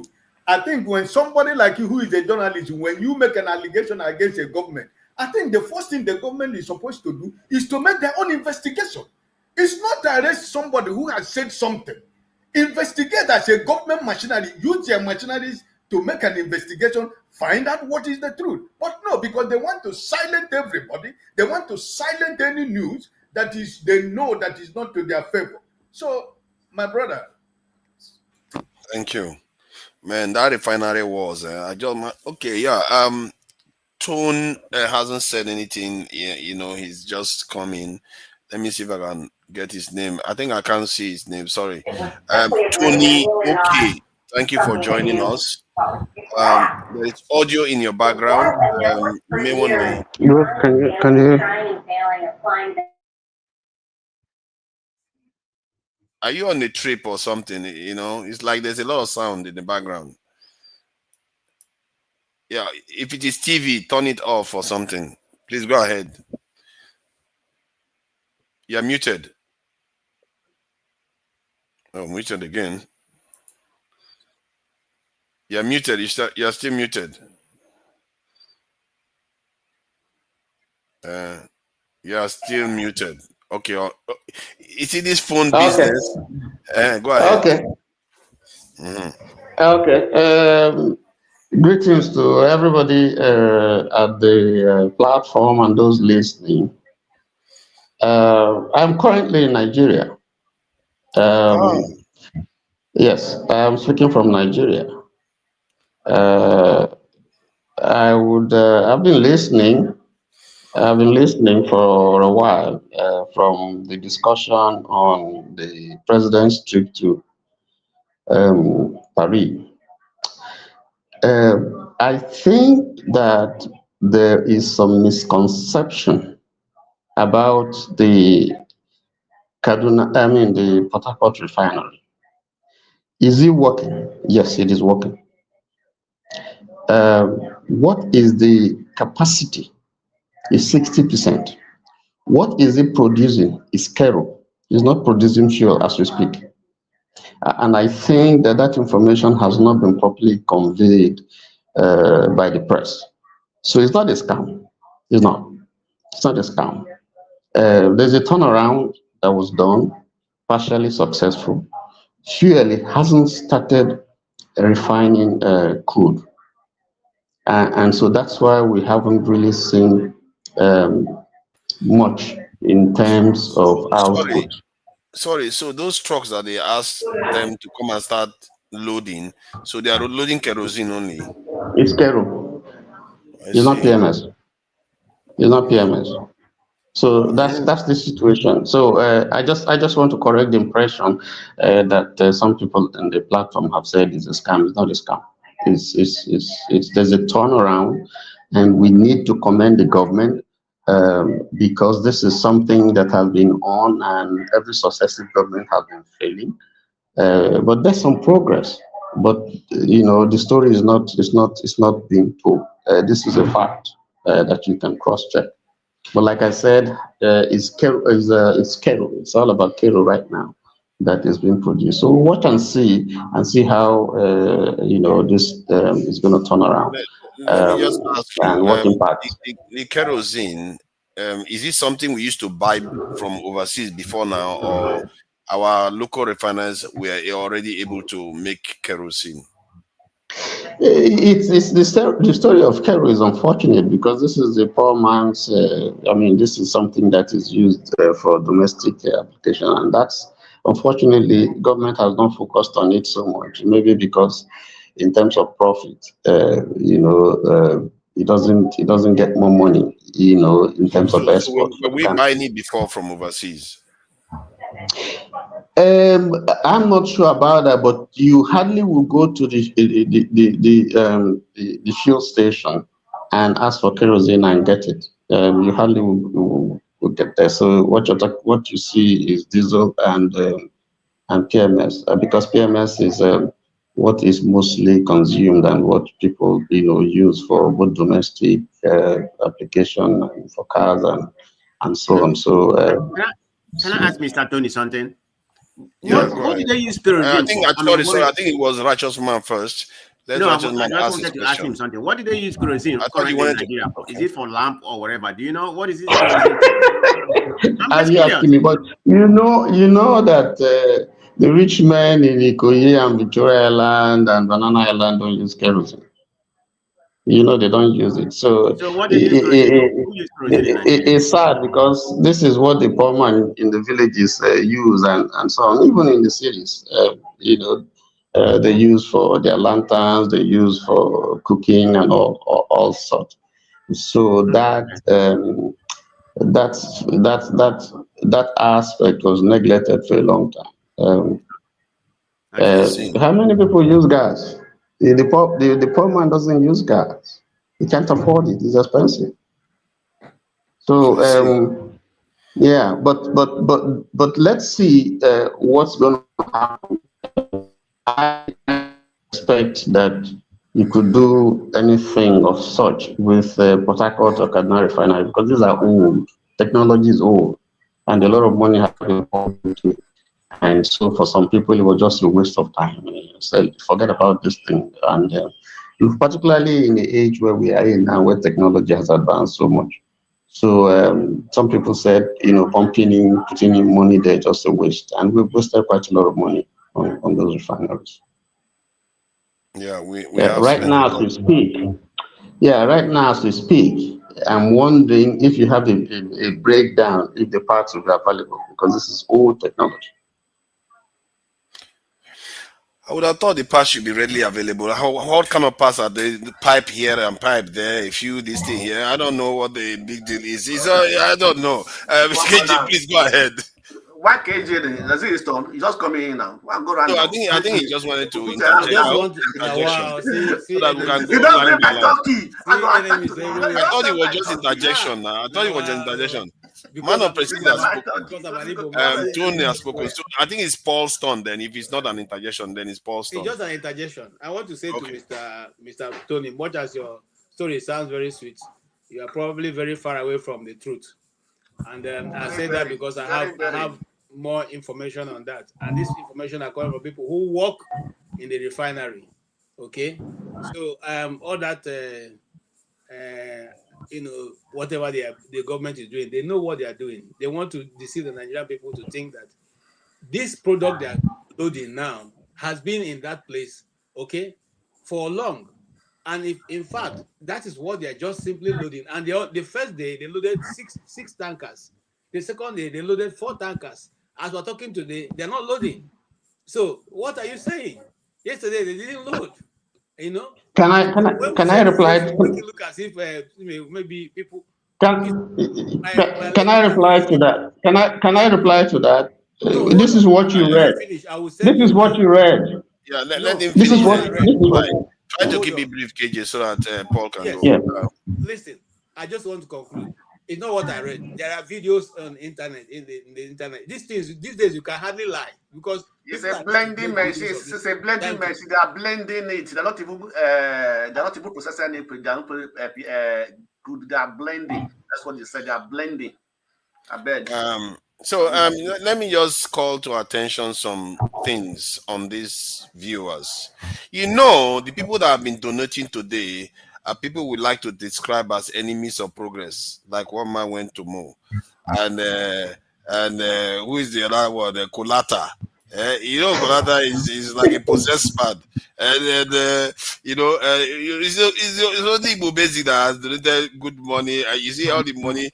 The others, they are using $2 to insult people. But Kolata, we appreciate it nonetheless. But I'm just saying that all the so-called well-wishers, where are you? Donate. Hold on, Dr. Damage is great cooler here. Where is their money?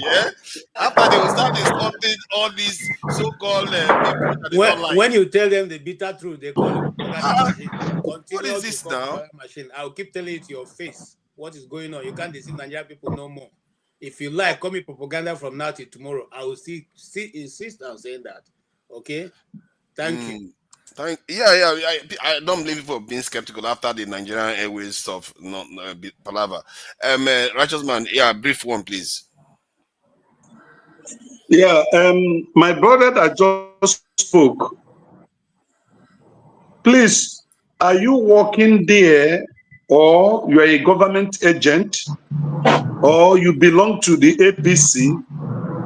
As you said, you are in Nigeria. Are you in Port Harcourt? Do you work in the refinery? Because the national televisions in Nigeria, first and foremost, reported that PMS were lifted from that refinery until until somebody came on board to refute it and showed evidence, just like what KJ said. The crude they loaded there about some years back was what they were trying to pump out. Not that the refinery has started working. And when you are talking of government, credit to government, which government? Because the Tinubu administration, when he spoke that day, gave the credit to Buhari, not to his government. So I don't know which government you are referring to that should be giving credit for the fake publication of pumping PMS, which never happened.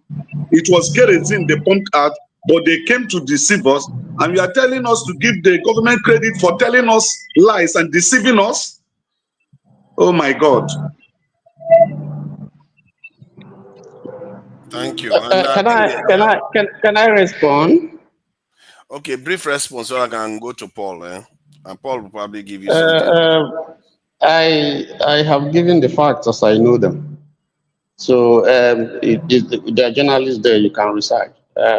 I don't think that in a platform like this, we just keep peddling things that are not substantiated.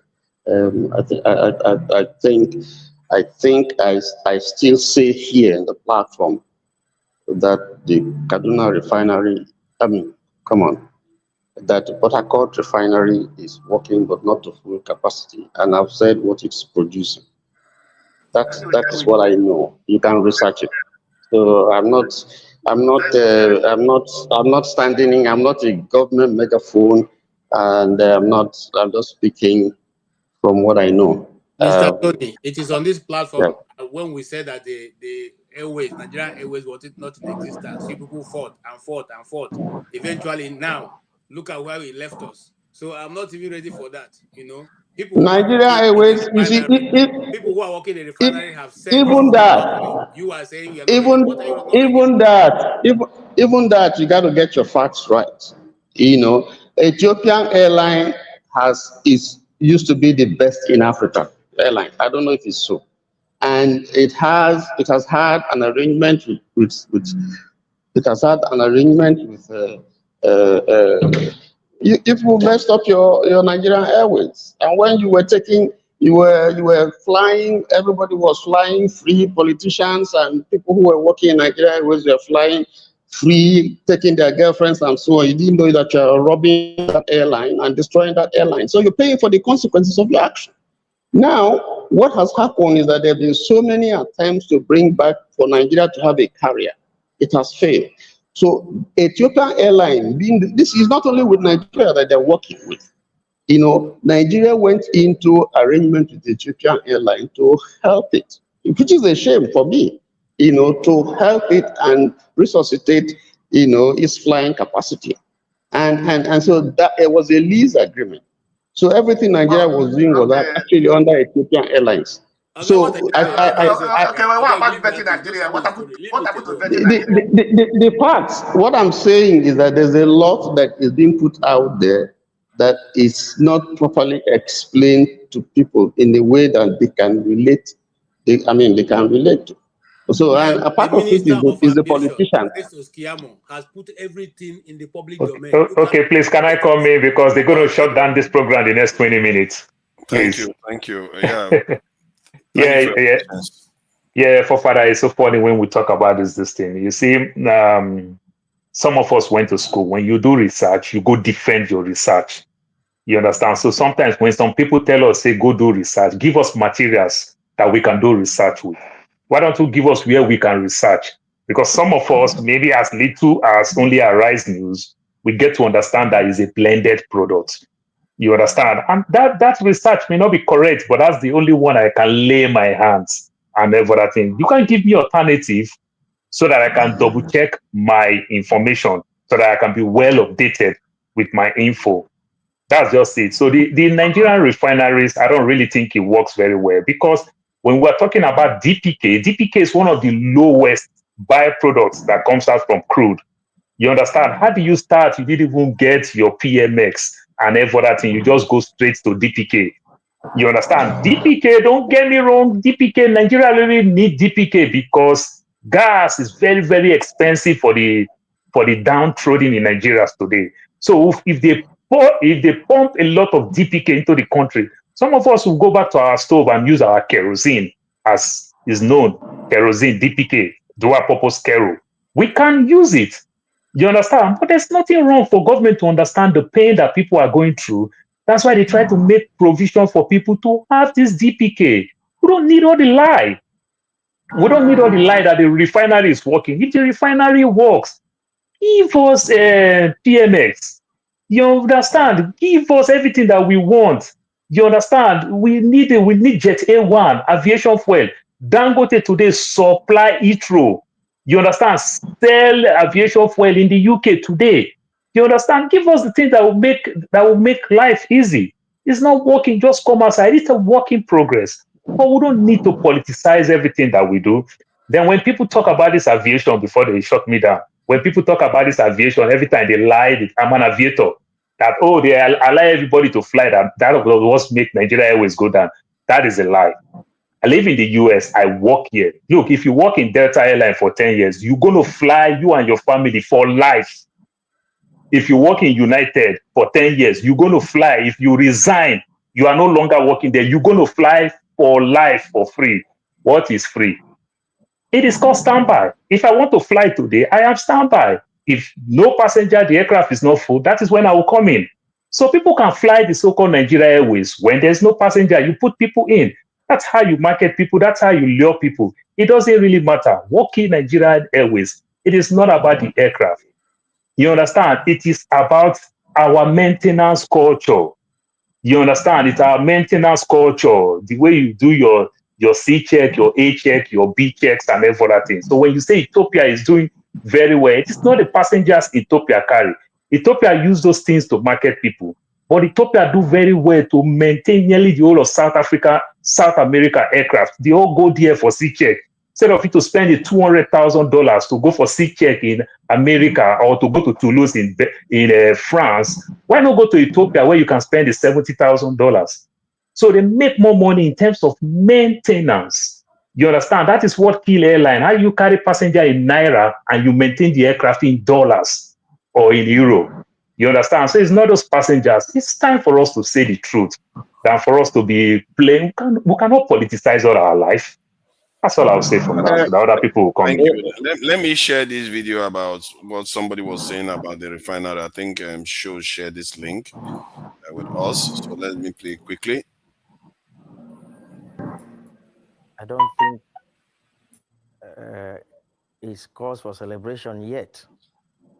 What we are having in the media space is different from what we have on ground.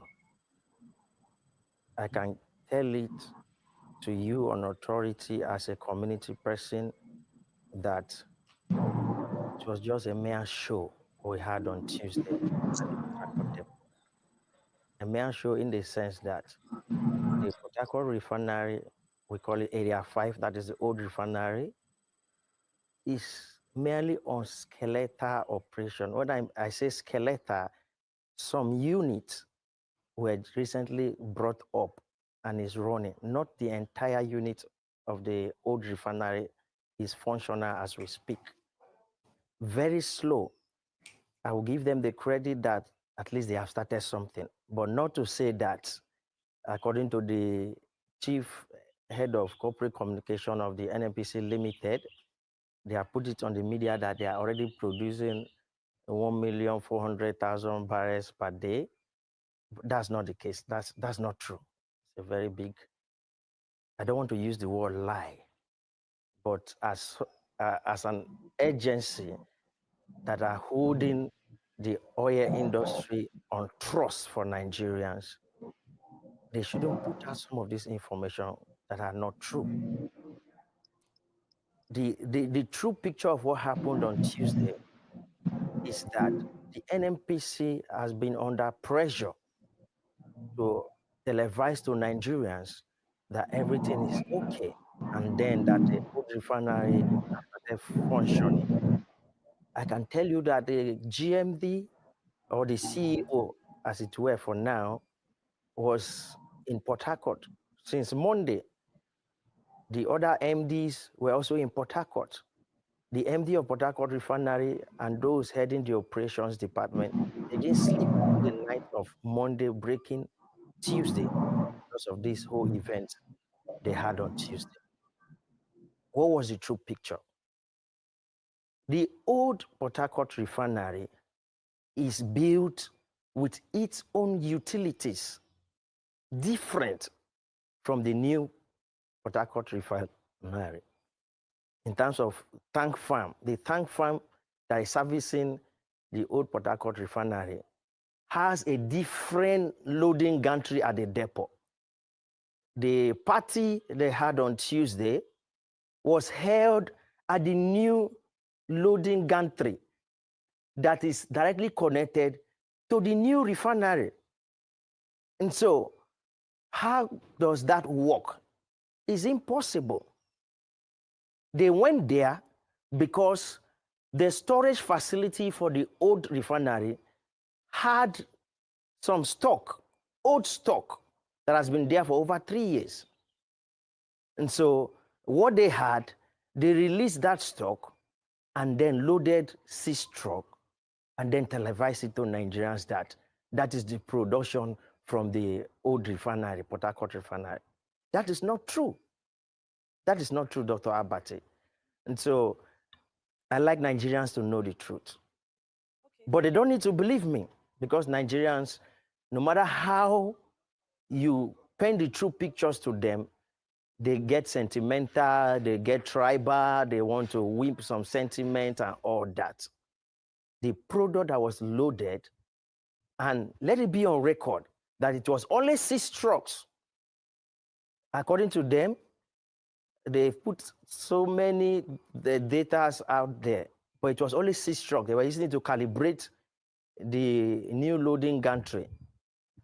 But it's not a new refined product from the old refinery. That is not.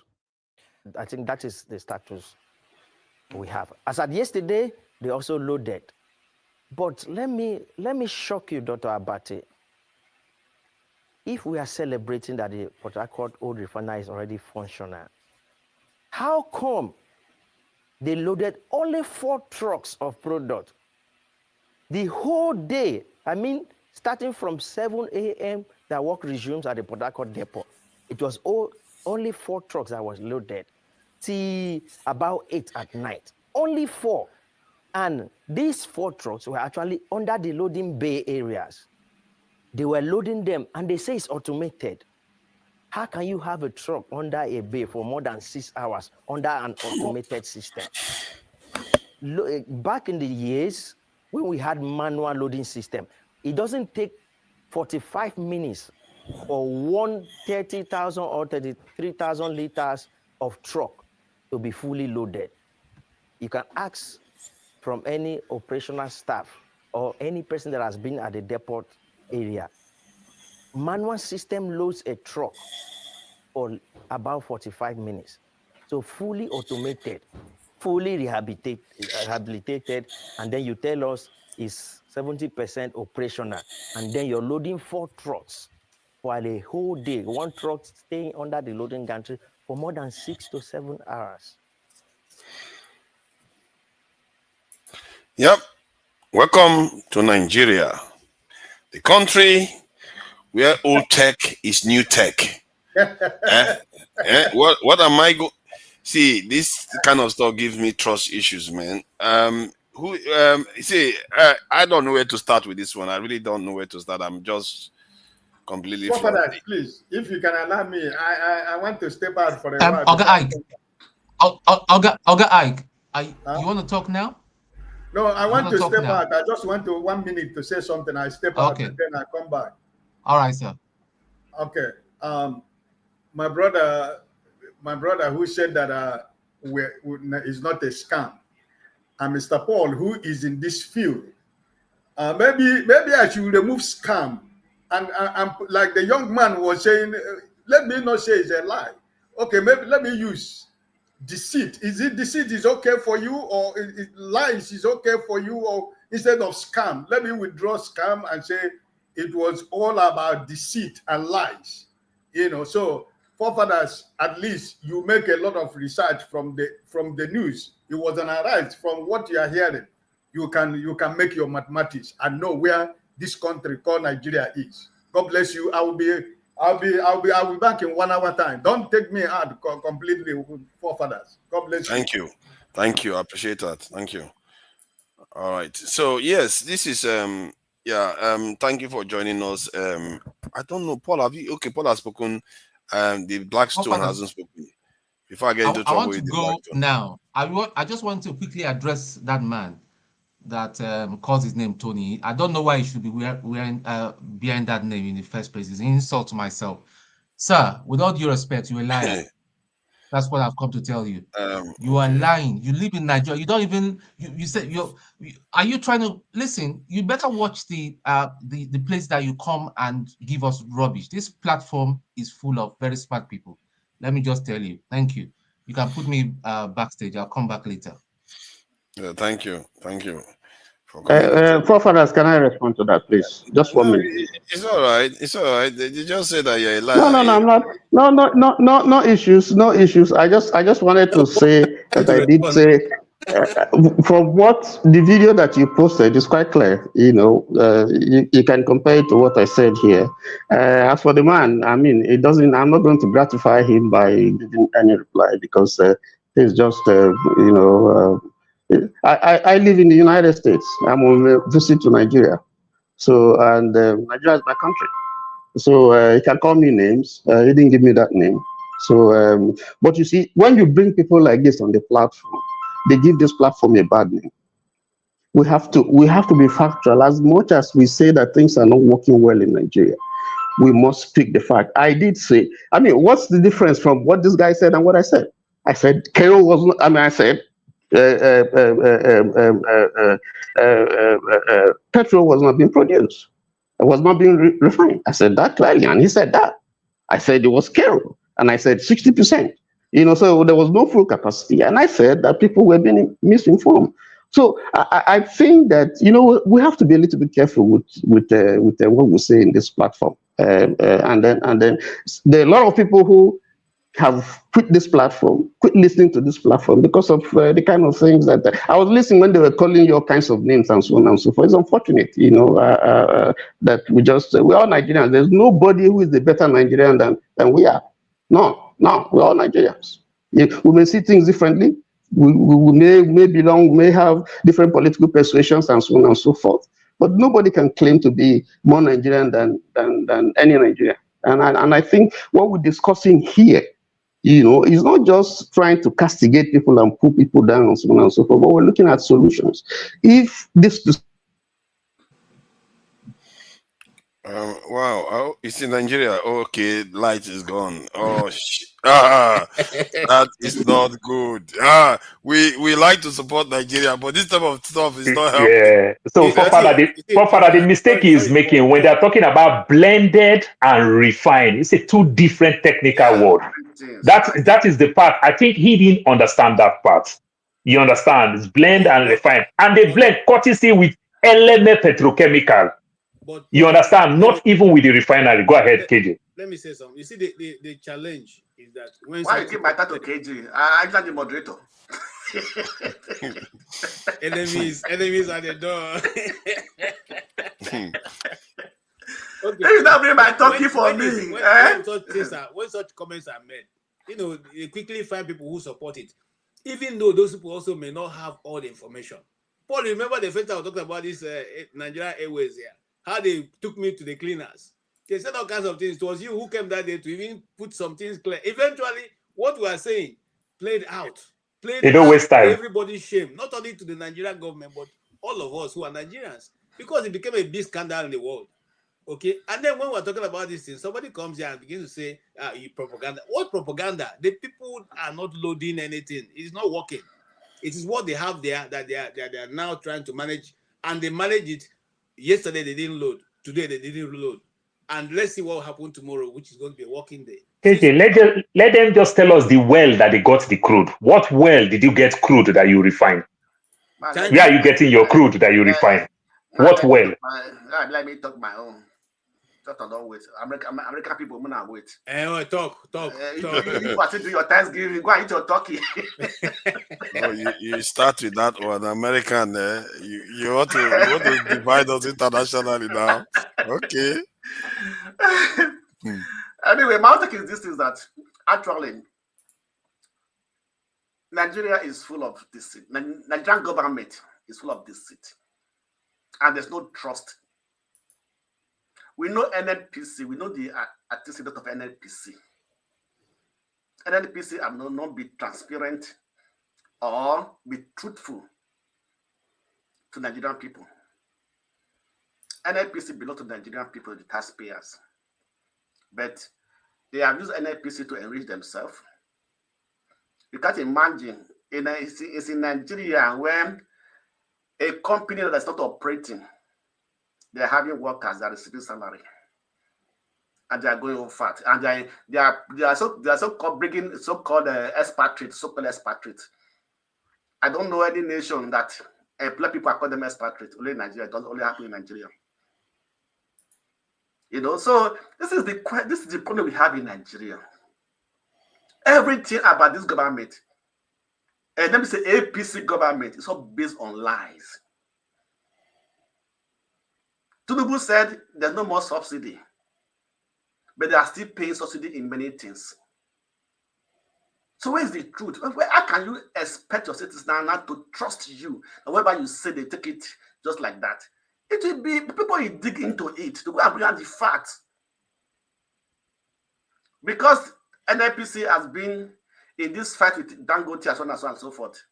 They not care and say, yes, Port Harcourt Refinery. When do they say that Port Harcourt Refinery will go into production? Is it not since last year? Now we are now at the end of this year. It just came out now. Or they come and play trick on Nigeria's intelligence. Say this is what you are doing. So it's just in fact, I don't know. When Jim was saying the foreign powers. The best way to kill your enemy if you know the weak point. The foreign powers, they know the weak point of Nigeria, which is corruption, money. And they will always use it to get what they want. So how can you blame them? It is a game. Politics is a game. International politics is a game. So if they play best, wins. So we are keep on blaming people, blaming foreign powers, blaming foreign authorities, agents, and so on and so forth. They are coming there to come and make money. A businessman will always look at a place, the easiest way for him to make money and make it easy. So Nigeria is a place where foreigners, they say they're coming to investment. No, nobody's coming to come and invest in Nigeria. They will come and buy Nigerian stock bonds. They put their money in euro bonds and so on and so forth. Treasury B. Once it's matured, they catch it out, they sell, they go away. That's the investment the foreigners are coming to do in Nigeria, nothing more than that one. Yeah. Have you heard that new factory has been built? Have you heard that this new? I don't just know. So this government is full of lies. That's from the APC. Let me put it, APC government is full of total lies.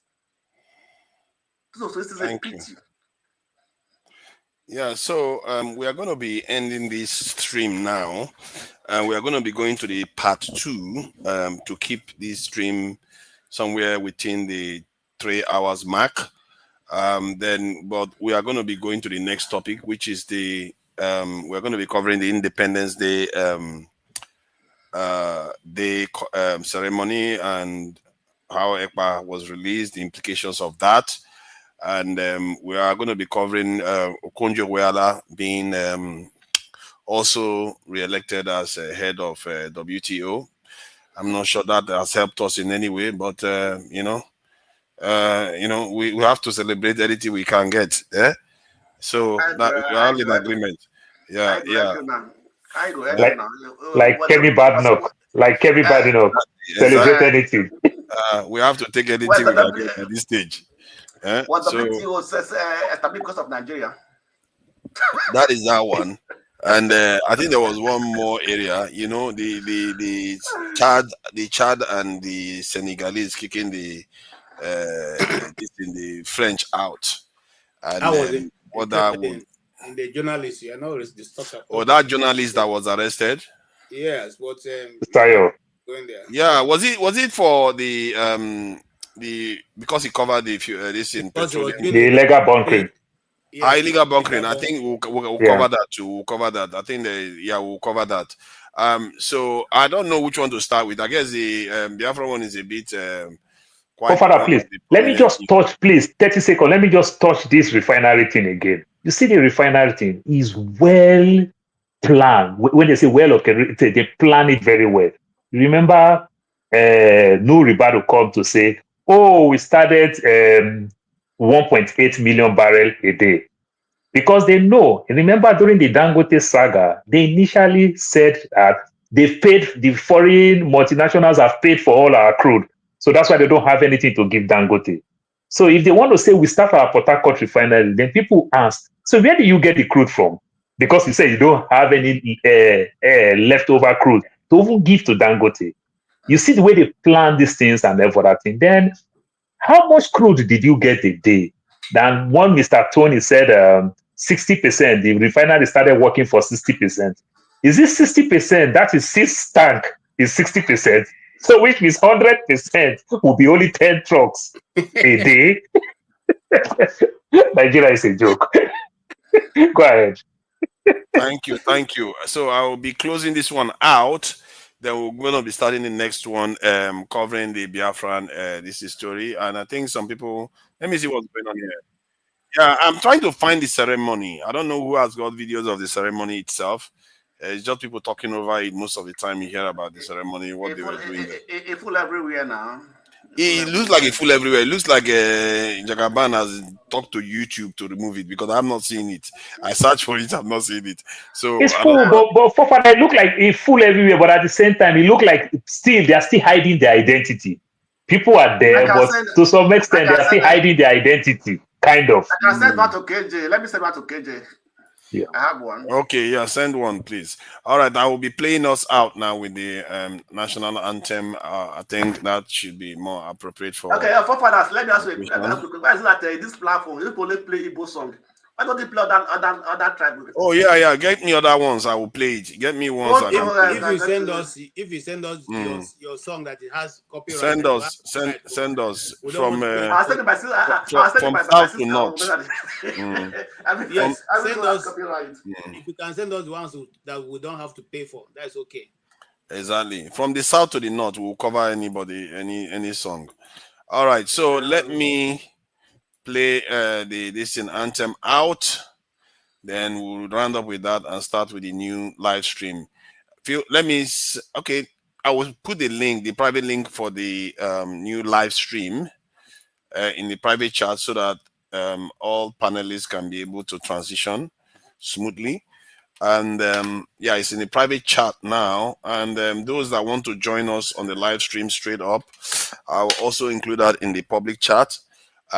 Endeavor to join us because the conversation, I think that one is going to get a little bit more robust. I've been very gentlemanly. People have to admit I didn't interrupt so much. I tried my best. I kept my mouth shut, but I will be digesting the next one. So prepare, voila. So let me play us out till the next one. I think I was sharing the moment ago, wasn't I? All right, that's that there. All right.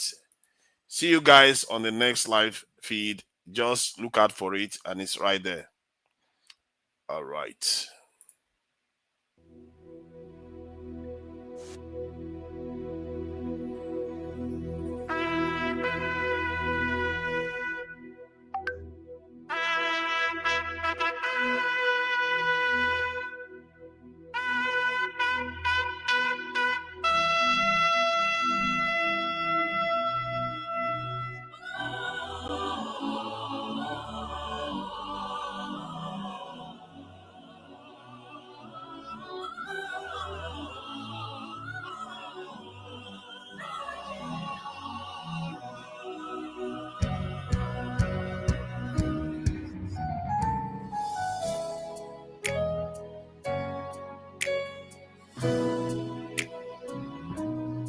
Our high compatriot